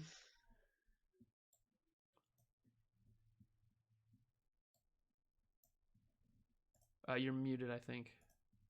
No, you're not muted. Are you back? Gave the man a 10-minute break and he fell asleep, you think? Damn. Yeah, we're just gonna keep the montage going. The swirling scimitar, fire dance. I need a hero. It's like Bloodsport. Well, I galloped into a wooden glen to punch dance my rage out. You guys hear me? Oh yeah, we hear you now. Okay. The hero montage sounds perfect. Okay. I need a hero. Cool. And the Oxton festival in the day before. Is there anything else that you guys wanted to do in the town? Quick. Yeah, so I'm going to just kind of stroll around, spend my day kind of like walking around Oxton, getting familiar with it. Just kind of keep a note of the kinds of people, any people of interest that kind of stand out. Making mental note. Okay. I mean, a lot of the town is lawful. It's almost very difficult to find any suspicious looking folk. You find a lot. It's highly militarized, but the army, the soldiers, the infantry, the ranks, they're all very pleasant looking people. They're all happy here. It's one of those communities where it's like, if everything's going good, like, we're all happy. And you don't no, I don't recognize anyone as I'm walking around randomly. I might be searching for someone, I might not be. Right? I'm kind of being inquisitive, just. Yeah. I'll let you think on that. Yeah. I guess I don't have any like sidekick. Big Willie is still on his way back from from the Dark Frost, so I guess I don't really have anybody prepared that sticks out. And it is a big city too. Like, there's a lot of people. So there's not that many familiar faces. And the festival starts as the prep work begins on the first of 3 days, the morning of. People are starting to decorate. That's part of the ritual, is like putting out decorations for the moon festival. And this is the last full moon before the dead season starts. The seasons are broke up. There's 3 seasons, and it is, let's see here. 3 seasons, and it's kind of like life, death, and rebirth, or living. Birth, living, and but the dead, which is kind of the winter season. This is the last full moon, so this is kind of like the Halloween, the full moon, and the full Halloween moon, right? Kind of, you're seeing the same imagery. They're putting up like some spooky things, like spider pictures, and they're people are dressing up as dead things, and everyone's like laughing, and kids are sitting by fires telling ghost stories. There are lots of people drinking ciders. Mother Ziona's like apple cider, hard cider. Spiders, Bigfoot. And you guys get your very own seat for all 3 days. You guys are sitting at the Lopsided Inn, and you guys have the red table there. That's kind of a place for adventuring people of like high honors to sit there, and the townsfolk come in and they drop off like gifts to you guys, but they're all just like baked goods. You guys are sitting around the table at night. Peyo, you came back after the first week. Did you make it back to the festival, or are you going to be coming in after the festival? I think I'm gonna end up making it, because I think that trip would take me Yeah, I would be coming back like 10 at the days. end of the festival. Okay. Like I wouldn't be at the start of the festival. And Captain Moore's Red Dragon party has their own little. You guys, have your own honors sitting at the table. And people are delivering baked goods, well wishes. They're asking you questions about your adventure. A lot of little kids are like, wow, and like walking up to you.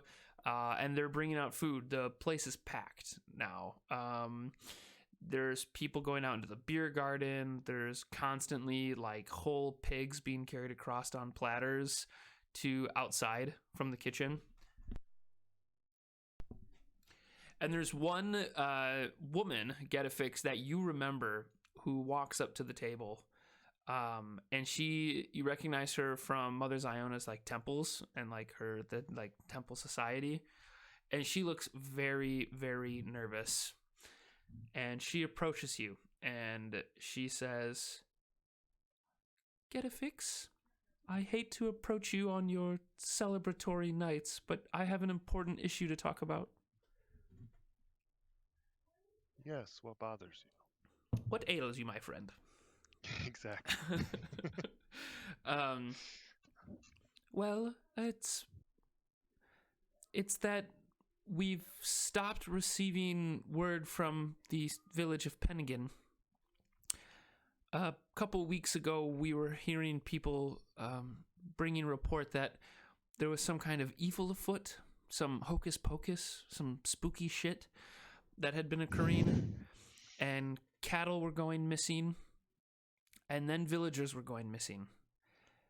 It seems the well water is no longer safe to drink, and it's being taken over by some kind of evil. We had a last messenger come from Penguin about a week ago, and they brought gold coin to help in our appropriating of a paladin by the name of Brighthammer. And we had made in word, and we'd got Brighthammer to Oxton, and we sent him to Penguin to help clear the evil from the area in Penguin. And the thing is, that was a week ago, and we have not heard a word from Brighthammer. And the people of Penguin have stopped sending word up to us. It's I hate to ask you of a favor now, especially at this time of the day of your festival, but do you think you could persuade your party to go to Penguin after the holidays and check out what might be going on? As far as I'm concerned, there's nothing on our plate right now. Immediately on our plate right now. Right. Well, it would be a great favor. I didn't know Brighthammer personally, but a lot of folks loved him and revered him as a shining paladin. It would be a displeasure if we lost him. If you're deciding on going, you can just come back to the healing wards, and I can assist you guys going from there. Great. And your name was again? Sister Anos. I will speak to my team. Okay. I just thought of Ziona backwards. I don't know what to. Oh yeah, that's right. She probably needs to. Anos. Okay. And so there's bar chatter going on. Do you approach the team right away, or are you gonna wait until after the holidays? I'll wait. I'm not gonna do it immediately. I'll wait till maybe at the end of the night when people are going in, hanging out, getting tucked in for the night. Yeah. Okay. Everyone looks like they're having a good time. I don't want to. Oh yeah, I'm sure. What's everybody doing right now at the festival? Still sitting at the table. They just keep bringing food out if you guys are eating it. I'm going to town. Awesome. Yeah. Enjoying some good ciders. I'm gonna sit and get to know who's sitting with me. Is anyone sitting with me?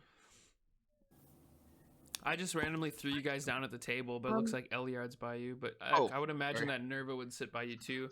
I just threw your tokens down on the table. Yeah. I was planning on definitely like eating a lot and drinking a lot, and then probably like going outside to like find some music or just like something to watch. Yeah, and there's a lot of rustic music playing. Like there are bards just like running through the city wild, and there's a very large stage as well that is in the beer garden. Has like big live music shows. We love a beer garden. Yes. Neckbeards everywhere. Mad neckbeards, flannels, and IPAs. So as I'm sitting there eating, I'm also kind of working with a little bit of wire and some of the stones that I picked up from just walking around the city. Mm-hmm. A few other small little trinkets. One like marble, almost like a little glass bead. Okay. That's purely black. And then a twig that's like somewhat carved. And I'm sitting here. I've got a turkey leg in one hand, just going to town. The other one's just kind of sitting here using my hand-dual dexterity to form this little trinket that has wire wrapped around the twig, and as the twig is like arcing over, almost pointing 180 degrees in a curve, I'm hanging that little black ball from it. Just making a little trinket.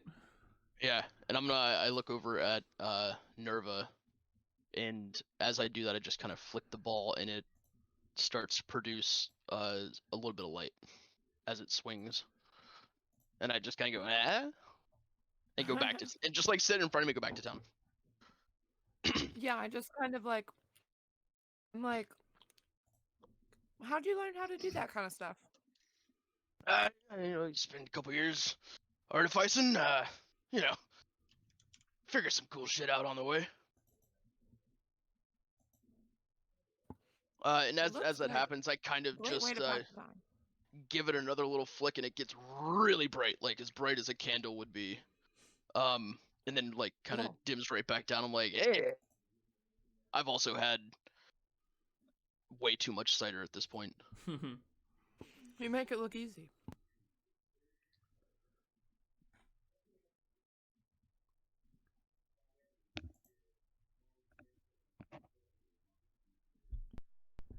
Okay, and the party continues to rant and rave. Let's see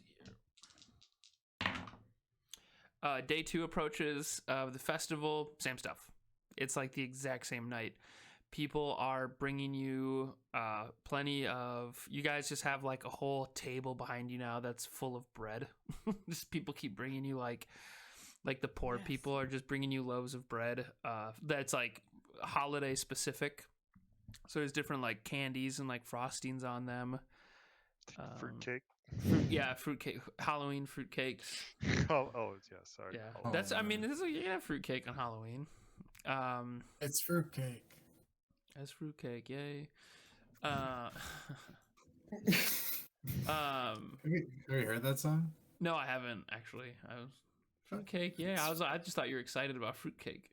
No, me too. No, it's a song by the B-52s, believe it or not. Oh, really? They have a song about fruitcake, and it's a recipe about fruitcake. So that's the song that's playing right now out on the stage. Yeah. Is the fruitcake song. I'd like to, I guess at this point, this night, I walk over to Garett and I ask him, Garett, it is Garett, correct? Yeah, yes. Wow. I'm just messing with you. Just fucking with you, dumbass. I know it's Garett. I just kind of look up and like stop eating for a second, mouth agape, like piece of food, and just like go back to Go eating. ahead, please, please, please. Yes, just continue eating. Don't let me stop you from eating. It's just me. Just gonna, just ask you a couple questions because I would like to get to know you better and like to find out what makes Garett Garett. Also, if you have any questions about me, please definitely do feel free to ask. But I'm very curious, as to learn a little bit more as to how you started dabbling in the arts of magic, as it is something I'm always curious with every magical individual I run into. What was your name again? Erizo is my name. Erizo. Oh, go, man. Yeah, it's one of those things you get curious about one day and you kind of just sneak it out, right? It's one of those, I've always had some flicker of magic about me, and objects, they just seem to emit this raw power, and the power can be harnessed. And when an object speaks to you, it really speaks to you. It tells you things. It tells you what it wants to be, and I don't know. It just comes natural. I seeked out where to do some artificing, and I woke up and found you. Oh, that's a pretty interesting story. Now, I do have another question. I have, as what you mentioned. I recently acquired this. I just take off the circlet I had in my head, and I show it to him. Nice. Honestly, I hand it over to him to inspect it if he wants. I'll take a look. I'm gonna roll Arcana on that.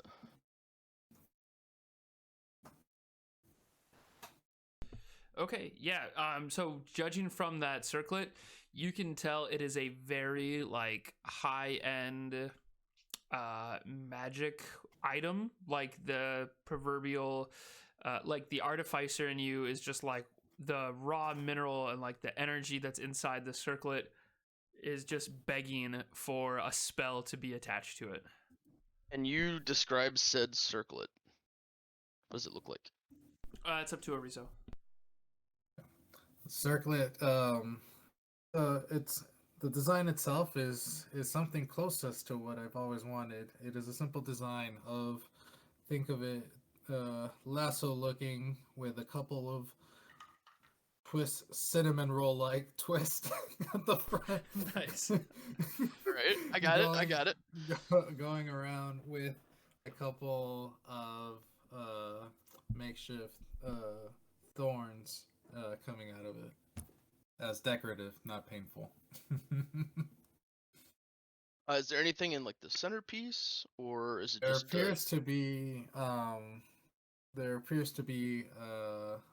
I believe, a groove of sorts, and I don't know if it fills in with whatever sort of magic power I go into, or if, and I go back into my pocket as I stored that ruby as a ruby, if maybe I'd be able to use this as a conduit of sorts and be able to place it on the circlet. Is another idea that popped into my head, but I don't know if that's something possible. You, however, as the wonderful magical engineer, may or not be able to help me, but whatever you may know, I'd appreciate it.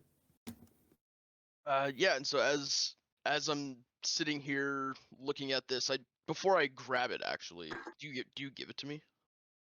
Yeah, I hand it over if you want to. All right, so I'm gonna just take my my greasy, just food covered hands and wipe them off. God. No, wipe them no. off and clean them. I'm gonna clean them off beforehand.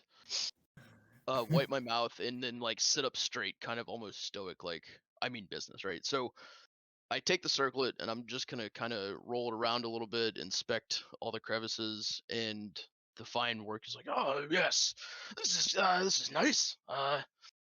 It vibrates, so that's fun. Attaching this ruby, I'm not sure what you're hoping to accomplish with that, but I could possibly do that for you. I mean, I just don't know how. Gonna need some copper wire. Okay. And this thing will vibrate like you've never felt before. Oh, Now, is that in terms of magic power vibration, or we're talking like good feeling vibration? Good feelings are magical. I don't know what to tell you. That is in the eye of the beholder. Oh, now we're talking. All right, that's a yes. Okay, moving on. Not just kidding. Go with it, man. Go for it. Would you like? The other thing is, how does it work? Like, how would I go about putting a spell in here? That is something that you would need a couple years of artificing training. It's not quite as easy as it seems. I could possibly do this for you. I would need roughly 8 to 10 hours and a spool of copper wire. Make another Arcana check. And this will be more of like a research check. This man and his wire. Yeah, Artifacting, man. What else do you bind things with in the Stone Ages? 14. Well, maybe. Yeah, we'll see. Let's see here. You personally wouldn't know how to get a spell imbued into this, but yeah, not this particular circlet. Okay. Yeah, like this particular circlet is maybe a little too different since the circlet itself wasn't made by you. It's like getting a tattoo over somebody else's tattoo. It's just like, or like a tattoo artist like expanding the artwork of somebody else's tattoo. It's like kind of weird. It like different lines. It will end up looking a little different. So researching it, you don't really know, where the input and the outputs would be for magic on that circlet. Right, and so I kind of look back. I would need some time to do some research on this, learn a little bit about it. Come back to me. All right, thank you, my friend. I do appreciate it very much, and yeah, anything you'll find out, yeah, let me know. Sure, and before he leaves, I just pick up my little twig trinket and hand it to him. When you need a light, give it a flick. All right, will do. Also, don't forget to flick the ball. It's the ball. You gotta flick the ball. I gotta flick the bean? Okay. You gotta flick the ball. Not too hard. Oh. Make it light Flick it just right, you get the perfect amount of light. All right.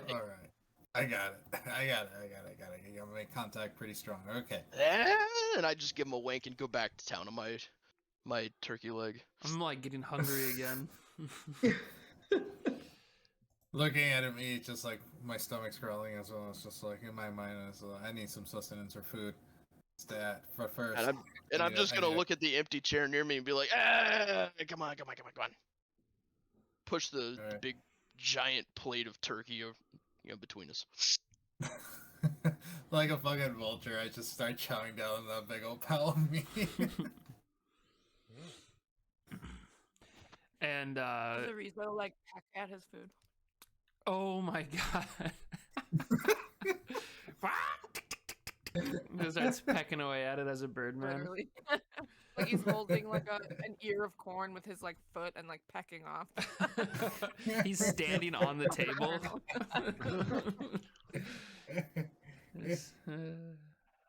Something like that.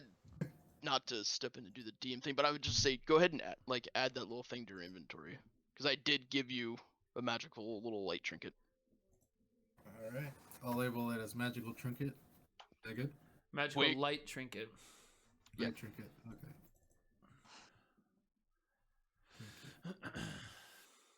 Thank you, sir. Okay, and as you guys are sitting at the table, one man walks up to you, and he says,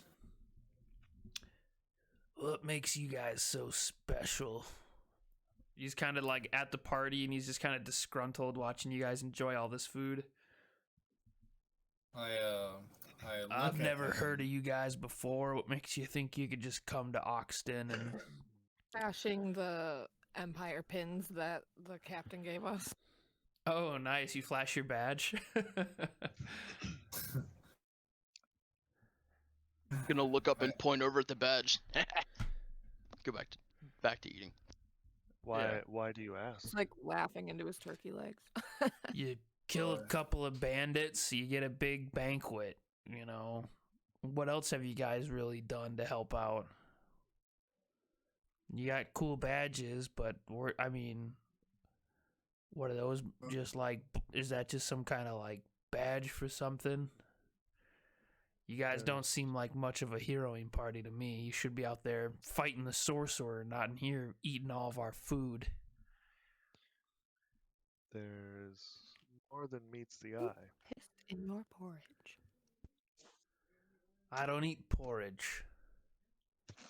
I only eat this bread. And he is holding a loaf of bread that his like wife probably made to have him give to you guys, but he's like eating it in front of you. And he says, if you really want to be heroes, why don't you try stopping the corrupt politicians of this town and look into this, you know, the royalty class, these rich noble people that are dragging on this war against the sorcerer. You know, if you fight for Captain Moore... What? Who said that we're not working on that too? Well, I would hope so. If you're working for Captain Moore, you got her fancy red dragon badge. At least you're on the side of the army that wants to do something. The other half is just idle work. Paid rich noble knights that think that they can sit here and try and eat at these halls like you guys. I just want to make sure you're not growing fat like them while they send us, my son, out to the Draken Plateau to be murdered by a horde of orcs and just eaten by hobgoblins. So as he's telling this, Go ahead. I was just gonna say my kind of ears perk up a little bit, and I slowly set down my turkey leg and finish my bite, and just pay close attention to what's being said. Mm-hmm. And I'd like to say my condolences for your son, but do you have any constructive grievances you'd like to air? I pull after he says that, I pull a seat out, so to offer this man a seat to talk with us. Ooh, nice, man. And he'll go sit down right between. He's like, I shouldn't, but Who's looking? If- Honestly, nobody. and he kind of like shrugs his shoulders and he walks over and he sits down at the table, picks up a glass and just drains it because he tells the story about his son and how his son was drafted into the army and he was receiving letters from his son. The letters were always like how slow things move in the army, like how many opportunities they've had to actually punch through the front line at the Draken Bridge. Opportunities where they were sent out on missions that had no clear detail as to why they are out patrolling these certain areas of the plateau that led to the death of some of his members until eventually the letters stopped coming and he got the paper that said that his son had been killed on the plateau in combat. And just kind of gives you guys a little bit of a insight on the politics here in Aurum. And that's really great that you sat him down at the table because now you guys can actually learn a little bit more about politics and factions. He goes All right. into what's up? No, nobody stab him, okay? No. And when you say that to the party, he just like slowly refills his cup and is like slowly drinking it while looking at you guys like, wait, what the Like when you're at the Did you? when you're at the plant store and you pick out a plant and you're like, I hope this one doesn't die this time. And then the plant and then the plant's like, what? Oh, what?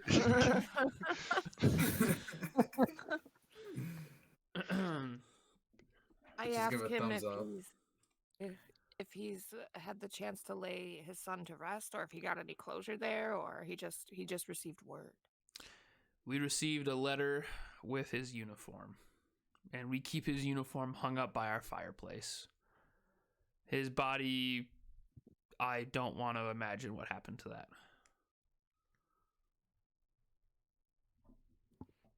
You see, the army is fairly split in two. Those who come from royalty are just fine taking their orders, as they mostly don't ever go anywhere. They sit here in Oxton, or they'll go to Tolstead. That's like the big city, bit like the castle equivalent of Oxton, but on the Draken Plateau. And Nerva, you know of Tolstead. Like that was like where you stayed when you were doing your archaeological digs on the plateau.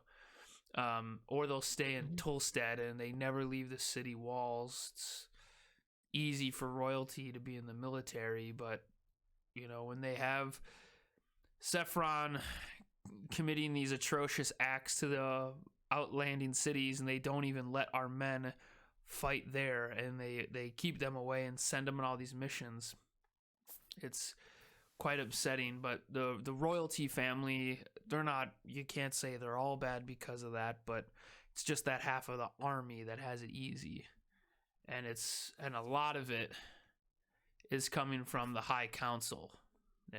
And they're the ones that give a lot of the orders, since we almost never hear from the king of the empire. But Who sits on this High Council? well, there's 9 council members. Yeah, there's 9 council members, and they're the ones that aren't really seen. We imagine they live in Saga City Keep with King Murdoch.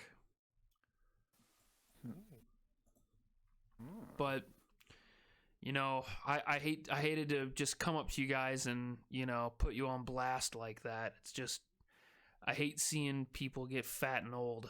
No offense, Juan Jane. None taken, as he just like keeps drinking. And Tips his cowboy hat. yeah, and he says if you really want to help out, you can always go to the Vox Graecus Guild Hall. It's kind of like our main guild, the Guild of Guilds, I guess.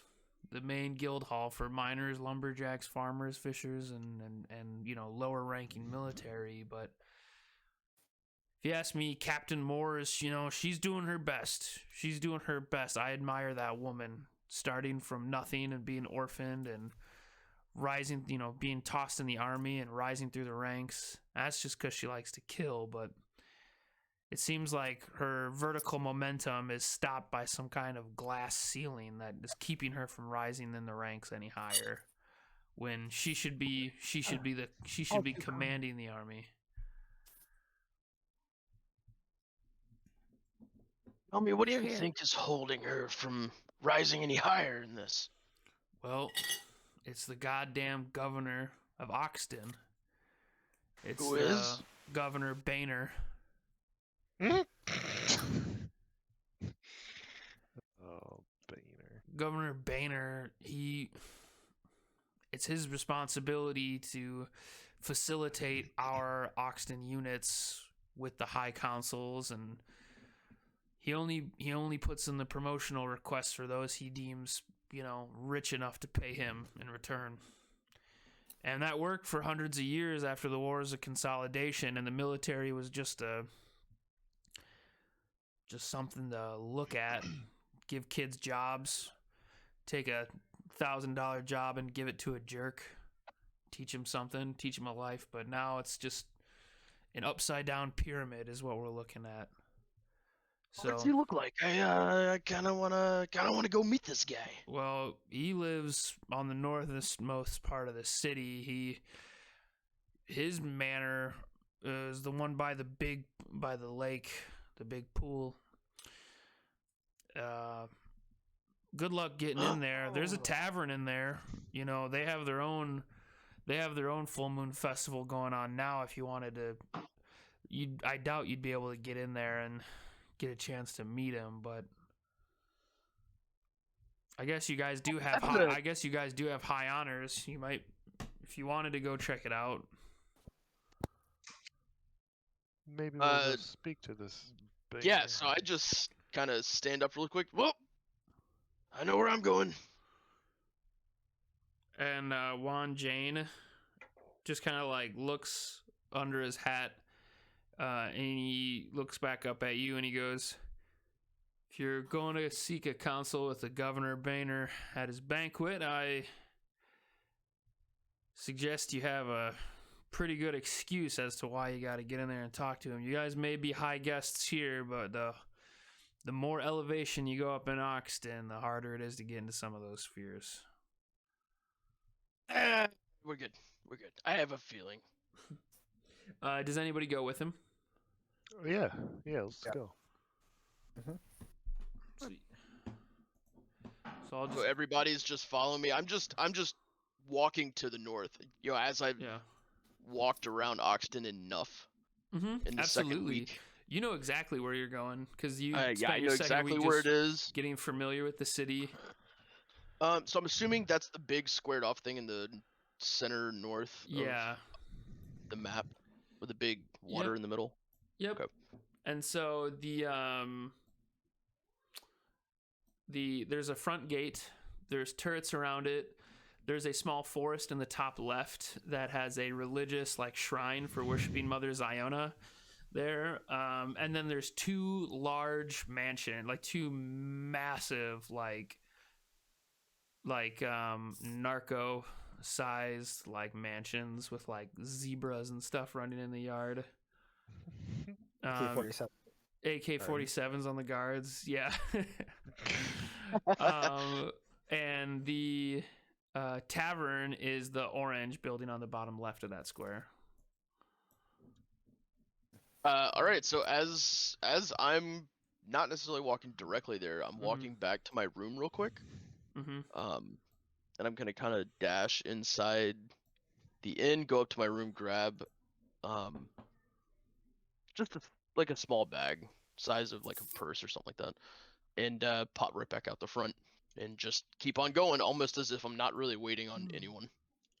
Okay, and you guys start making up the streets. The streets are so much fun, and if you scroll back down to where like the lopsided inn is, there is a wall, like a small wall that separates the lower half of the city from the more empire controlled side, and those gates are all left open during the festivals, and people are just moving about the whole city. There's like parades constantly going. The square that is around like the central most street, that's like a parade going on. So to get to the front of the mansion estate area, right, where the governor lives, you do have to like join in on the parade for a little bit, and you're like bumping like shoulder to shoulder with people as you're walking up to the do you go to like, you guys go into like the front gate? No, I'm actually gonna go well, so how tall, like, can I see through the walls? Is it no, the wall, the only way to see in? Yeah, the wall's about 10 feet high. Like it's a taller than you can see. And then at the top there is like bars, not bars, but like decorative metal, you know, bars and stuff that are curved. Yeah, you can't really see in there. If you go up to the gate, you can see in. There's fairy lights, like the fairy fire. Not fairy fire. Holy shit, that'd be bad. Yeah, would not be good. Everybody running around like, I'm glowing. There's dancing lights that are just going around the large pool that's in there, the huge lake. There's an intense amount of other lights like torch lights. It's very bright in that whole area. So yeah, walking up to that gate, you're gonna see right away like how it all looks in there. A lot of like really rich, well-dressed people. Is there any well-dressed person that looks out to me, or like that stands out? Like I notice what they look like and recognize them to be of importance. Yeah, I mean, you could guess that everybody that's in there is important. Everybody in there is in fact important, and there's a handful of people who are at the gate, and even some people who are on the other side of the wall, like on the inside, where there's like a rampart that they're standing up above the wall and almost looking down at the parade, like Mardi Gras. Oh, okay. Like yeah, so you're making eye contact with a lot of them. But they're not maybe like directly staring into your eyes, but like you can catch all their faces. Okay, so I'm just gonna go up and knock on the gate. Okay. Who goes there?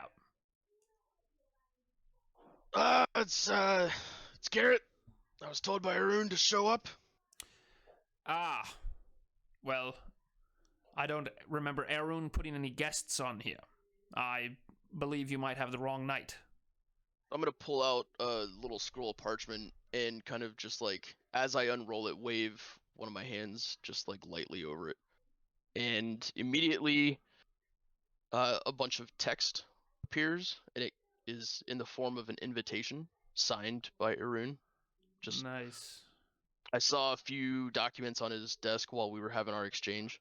Right, and you did have the document that shows that you guys brought the winter orb that you requested to study too. Right, and so I'm gonna add an extra little paragraph, a formal invitation to the Governor's Mansion Festival. So what spell did you cast? That would be magical tinkering. So let's see. It says, so a static visual effect appears on one of the object's surfaces. It can be a picture or 25 words of text, line shapes, or a mixture of these elements as you like. Huh. Artificing, baby. Yeah, that's really cool. So well. I'll also roll that. Ooh, nice. Yeah, 25 deception. Since you can. Yes. So is that a feature though that you do? It is just a level 1 artificing skill. It's like it's the same way I made that little ball light up. Okay. Yeah, and so he wow. I apologize. You guys must be okay. This might be above my level then, if this document is what I'm looking at. Well, if everybody could just form a line, and I will get you guys through security. I'll have to confiscate your weapons. All right. And 2 other guards come out, and they're one's unlocking a chest, and there's just like a box of other chests that are behind the gate inside the walls. And he opens up this large like locker chest, and they're both holding their arms out for you to like walk up and give up your arms. Oh yeah, and first in line, I just walk up and start pulling stuff out of my pockets left and right. Yeah. There's a couple stones with little happy face runes etched in them. Mm-hmm. And as I hand them over, I'm like, be easy with those. Don't drop them. Ooh. You won't like them if you drop them. Okay, I will not drop them. Do not fuck around and find out. I do not poke thy dragon or claim thy reward. Very good. Because you will find out. And is everybody else that's going in, do you start giving up your weapons? Yeah. All right. I hesitantly hand over my weapons. Yeah. Under their grunt. Yeah. Well, you're attuned to them. You can just recalm your hand whenever you want. You just be like, whatever, take it. Take it. I don't care. Keep it in a box, schmacks. So Getafix, Eliard, and Garett are in. Who else is going in?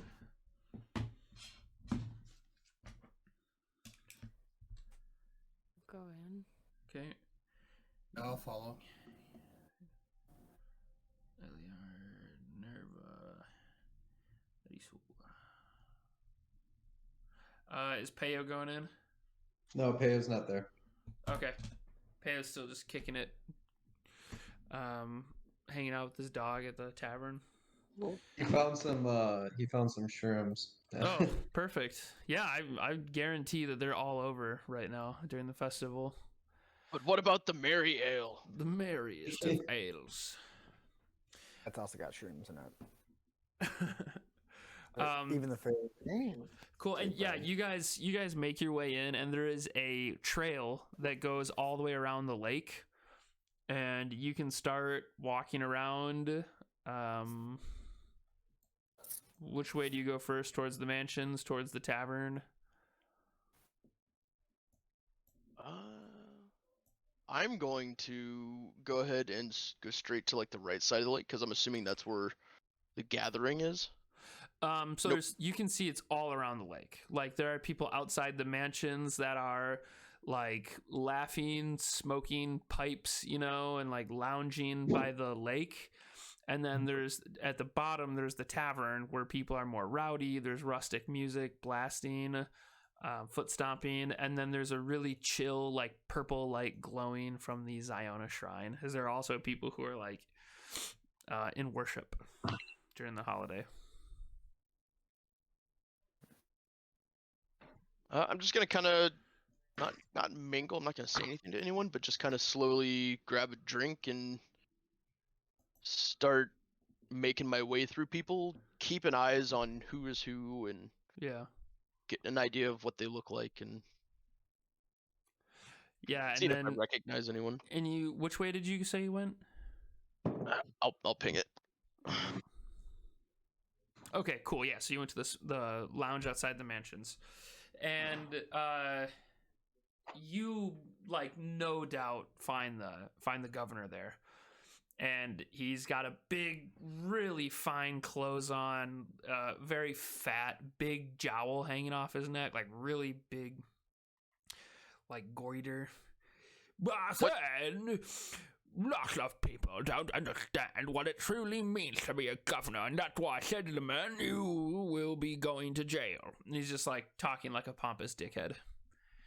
Just like, just telling, like sharing stories of when he was like done powerful things. What time of night is it? Like how long into the party can we perceive it to have been? The nights, I mean, they finished up dinner. I think you guys were working on dinner when you were talking to Erizo and all that, and you guys got up. So maybe it's like post dinner now. It's getting to the point where boomers would be heading to bed shortly, but they are drinking. They are celebrating. So 10 p.m. maybe, for reference.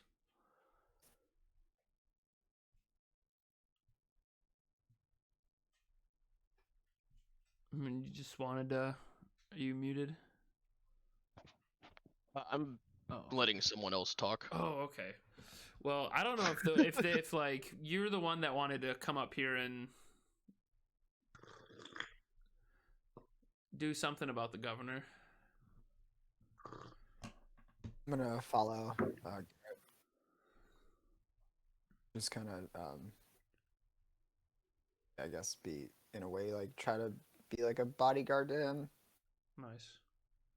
Give him some visual authority by just standing there. Mm-hmm.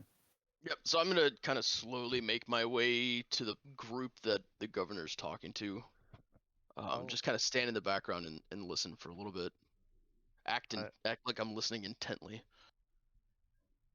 I am along in the governor's party, Mm-hmm.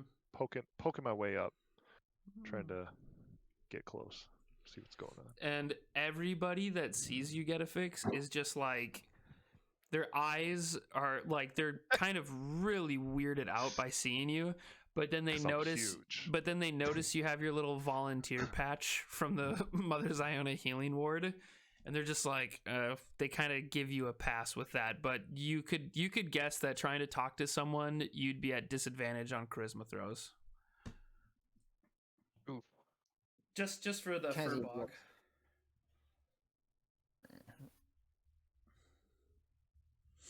furbog. So yeah, I'm gonna after the governor's talking about this a little bit, I'm just gonna slowly turn to one of the patrons on my right and just elbow and be like, "Hey, I heard they found a winter orb in the city." Loud enough so that everyone in the group could hear. Mm-hmm. And the governor, the governor is like, he's still talking, but his eye kind of flicks over to you. As he's a politician, he's used to like all that like big news coming up and still being able to like carry it on. Well, actually, let me just do this. No, he didn't hear you at all. But yeah, the other people just kind of, and they start murmuring. Who are you?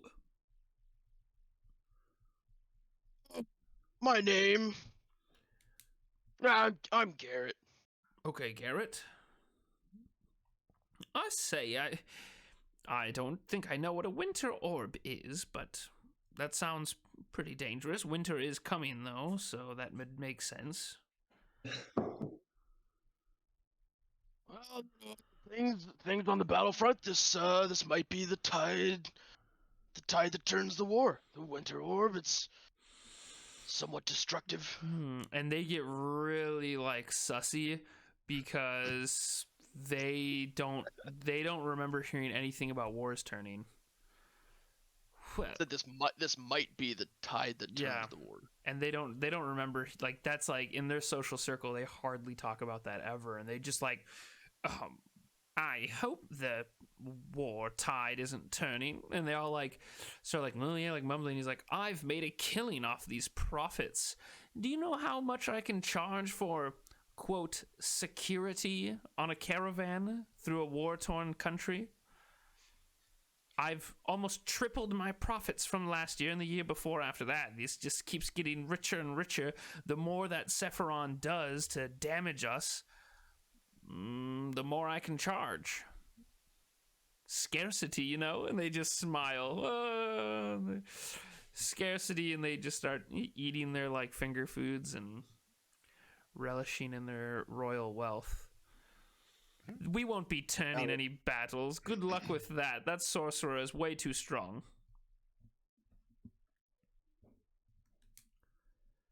Eliard's getting visibly upset by what this guy's saying. Yeah. Yeah, I'm just gonna kind of keep a little political smirk as well and say, well, you know, it's the artificing business hasn't been too bad myself. Oh, I'd you quite a a merchant? pretty penny on this. Oh, not just a merchant, skilled tradesman. Your clothes would reflect otherwise. And they just like all laugh at your, like, you're not wearing, like, they're wearing hundreds and hundreds of gold pieces in value of cloth and jewels. Like they're walking around with like 1,000 gold pieces worth of, like, a lot. They got a lot of fine clothes on them. So at this point, I'm gonna pull out the bag that I got from my room, Mm-hmm. and it kind of like, it's not like a purse, it's more like a coin pouch-ish type thing. Mm-hmm. And I'm gonna cast magical tinkering on it, and as I shake it up and down, it's gonna sound like hundreds, maybe thousands of gold pieces clinking together. That'd like, be really heavy. Yeah. well, yeah, maybe not that. Maybe enough for me to hold up and be Right, like, yeah, yeah, you it's a see big- this? This was today. And I'm just gonna put it right back on my Wow. hip. Quite the good rake. It's maybe someday you'll be able to afford someone else to carry your finances. Wow. And then Getafix laughs too. They all start laughing, and Getafix like thinks that's funny as well. Yeah, and they're all just like, because Getafix doesn't even see or care about money either way, right? It's just like, whatever. Yeah, it's funny. Got him. Wrecked. Got him. And yeah, they're still just laughing about you guys coming into their party. And frankly, it's like their mood, they're like making fun of you, and they are very much looking at you guys as outcasts. And it's starting to get like a weird tension the longer you try and keep that up. Yeah, so I'm gonna turn back to Getafix and be like, "Well, you got any better ideas?" Just kind of like under my breath. The governor, he just like right away stops talking, and he waves his hand over to some guards, and he looks very appalled right now, and he's telling the guards that the party is ending. And he's like, we're closing it down for the night. This is going to be enough. There's too much gossip going around here. We're pulling the cord on tonight. Tell the folks we're wrapping this up. Give it 1 more hour and then we'll be done. I'm going to my chambers. And 2 guards leave with him and they start escorting him away. He starts to like leave the smoking lounge. I back into I know it's hard because I'm big and kind of out there, but I like to try and back into like a shady corner and turn into a cat. Okay, yeah, you can definitely do that. Yeah, you can just like Homer Simpson, like slide into the bushes. Yeah, then come out as a cat. Go ahead. Roll a stealth check as Getafix, and then a stealth check as a cat. How do I do so? So I roll the stealth check as Getafix. Yep. So go ahead and make that first. Oh, a 1. Really? No. Well, a 2 minus 1. Oh, okay. So you rolled a 2. Because I'm not stealthy. Oh, that's right. You're negative 1. As fuck. Now as a cat, you get a +4 to stealth. So roll a d20 and add 4. /R1 d20 +4. Yeah. That's a 14. Okay. Whoa! That man just disappeared in the bush. What kind of magic is this? Is this some kind of magic show? Where'd that man go? They don't see you as a cat scamper away. As you disappear into a cat and like scamper off into the dark. Or just like stay hidden wherever you're at. But it definitely drew a scene, you like disappearing. Yeah, my goal is to follow. Oh, okay, yeah, you can start following the governor. Yeah. As the door is closing, because the governor this time has been walking away into his mansion. And with the 14 stealth, the guards aren't actively looking for you, and their passive perception's a little bit lower than 14. So I'm gonna let you just like, get into the house, the mansion, as the door closes behind you. And remember, you stay in wild shape for 1 hour, I believe. I believe so. Yeah. Hold on.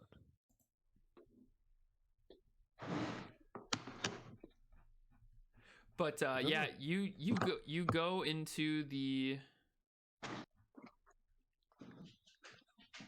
You go into the mansion, and the governor right away is like starting to bitch and ask for his servants to be bringing him his robe and like draw him a bath, and he's making all these demands, and he just sits down and put at his desk, up some stairs, sits down at his desk, and he starts just like grumbling to himself. His wife walks in. And she's saying, trying to calm him down. But I just don't get it. This adventuring party comes into Oxton. They think they can just hand over the Winter Orb to the Mages Guild. Those damn mages are gonna send it over to the volcano, and they're gonna be. We're not ready to end this war. It's too soon. These people won't understand what to do if we have to go to a real war. Real wars are bloody, and there's no turning back from it. It's just, if they give it to the Mages Guild, those damn mages they're gonna get it to Lander, that damn sorcerer, and Lander's gonna no doubt fly over there in his fancy airship that he gave to Captain Moore. They've got to be stopped. I've got to stop them somehow. I think I might have to I'm gonna have to do something about this. And he pulls out his pen and his paper, and he just starts getting to work. Like, you can tell he's just, like, brainstorming now. And I'm in the room with him, correctly? Yeah. Correct? And Yep. you said his wife or someone is Yeah, in there his too? wife is in there, too. Does she continue to stay in there? Or? No, once he started working, she left him alone. I want to walk up right in front of the desk and shapeshift back to myself. Oh, God, okay. Holy fuck, okay. Oh, my word, there's a, guards! Be quiet. What? Hush. What? Do you want to make a persuasion check? Yes. Okay. You just put your big finger up to him. You rolled an 18 persuasion. Okay, so that'll like hush him for a second. Like you can tell you don't have much time, but an 18 is really good. So you don't have much time, and yeah. I say we have much to discuss, and if you keep quiet, this will be a lot easier. Who are you exactly? It does not matter who I am. What matters is what we have to discuss. Are you from the temple? And he like looks at your volunteer badge. You from the temple? I spent time there. That is of no matter right now. All right. What do you want with me? Name your price. Lieutenant Moore. I thought she was a captain now. That's it? What? She needs to go higher. She just became captain. She doesn't need to go any further. She's happy with her airship. If you ask me, that woman is too piss and vinegar. There's no need for someone like her in these higher circles of society. High-ranking officers, they have to be more formal. They have to conduct themselves more appropriately in these spaces. And I tell you, hijacking my chambers like this is no way to make things right with her. In fact, this might make things worse. And he's like, I know that you want the war to go on for profits. I wouldn't say profits. These people don't know what real wars look like. We could all be in danger. Me and my party can end this. Roll an insight check. Ooh, damn. 21 insight. You can tell that he is really sweaty. He's very nervous. He may alert the guards again, but maybe not alert the guards, because there's something so much more than that's going on with him. Like, you can tell there's something so much more than just like money. Got it. You don't know how powerful this sorcerer is. And he's getting really nervous. And you don't know where we've been before this. Well, I ask you to give me and my party the chance and for you to step aside. I won't step aside. I can't step aside. And with an insight that beat a DC 20, again, there's bigger reasons than just money now. And he is going to... Okay, I just need 1 second.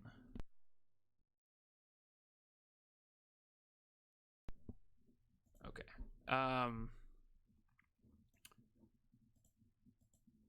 When you tell him that he has to step down, he's gonna say that you can't prove anything. There's no reason. The people won't know why I stepped down. There's no reason for me to do that. You can't beat me. There's no election coming up. There's no way for you to bring me down. Well, if you don't step aside, at least turn your head. Turn my head and you do what?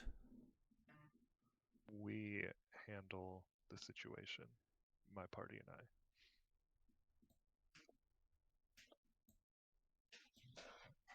Are you telling me that your party is going to go fight an evil sorcerer at a volcano? They have hundreds of thousands of orcs living in there. It's going to take an army to get in.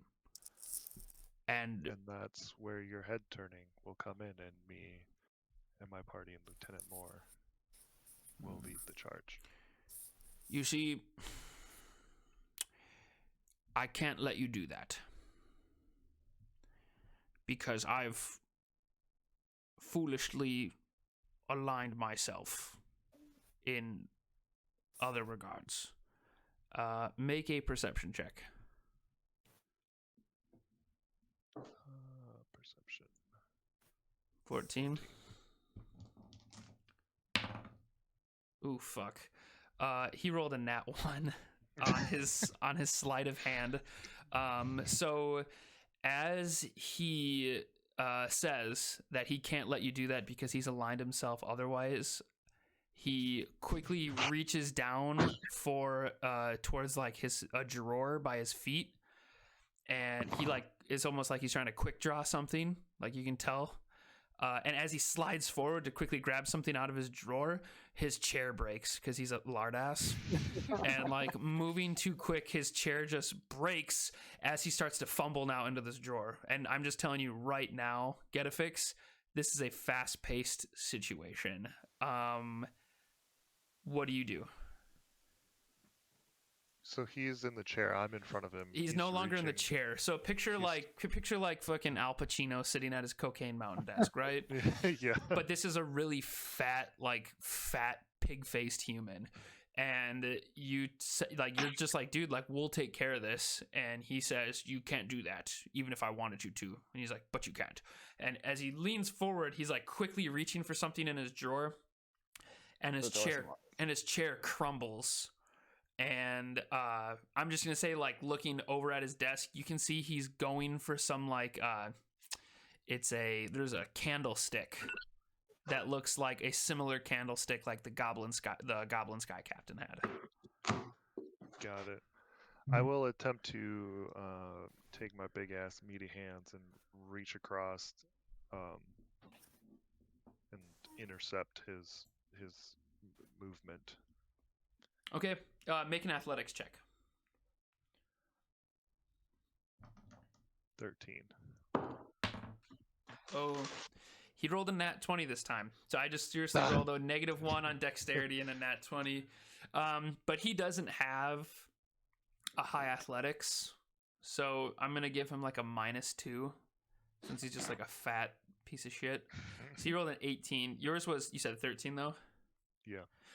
Yeah, so he manages to like, maybe his like skin's really sweaty and your hand slips off, and he grabs the candlestick and he yells guards, and then he blasts the candlestick at you. And does a 16 hit your armor class? Armor class is 10. Yeah, so that hits. And you take 6 force damage and 2 fire damage, so you take 8 damage. 6 of it being magical force as this orb hurls out of the candle and then hits you and does like an incendiary, like additional 2 damage. And then he screams, "Gods, if you don't get in here now, it'll be the end of you." And he just like shouts out as far as guards again, and you can hear him go, "What? Wait, what? He really needed us?" As they start clambering up the stairs. And I'm going to say that with his windows being open for the festival, and there's other people, you know, outside, like you guys are standing outside of the mansion, not only do you hear his fat ass crash off the wooden chair, you hear the candlestick discharge. That's a familiar sound. Why doesn't everybody that's outside the mansion right now roll a perception check?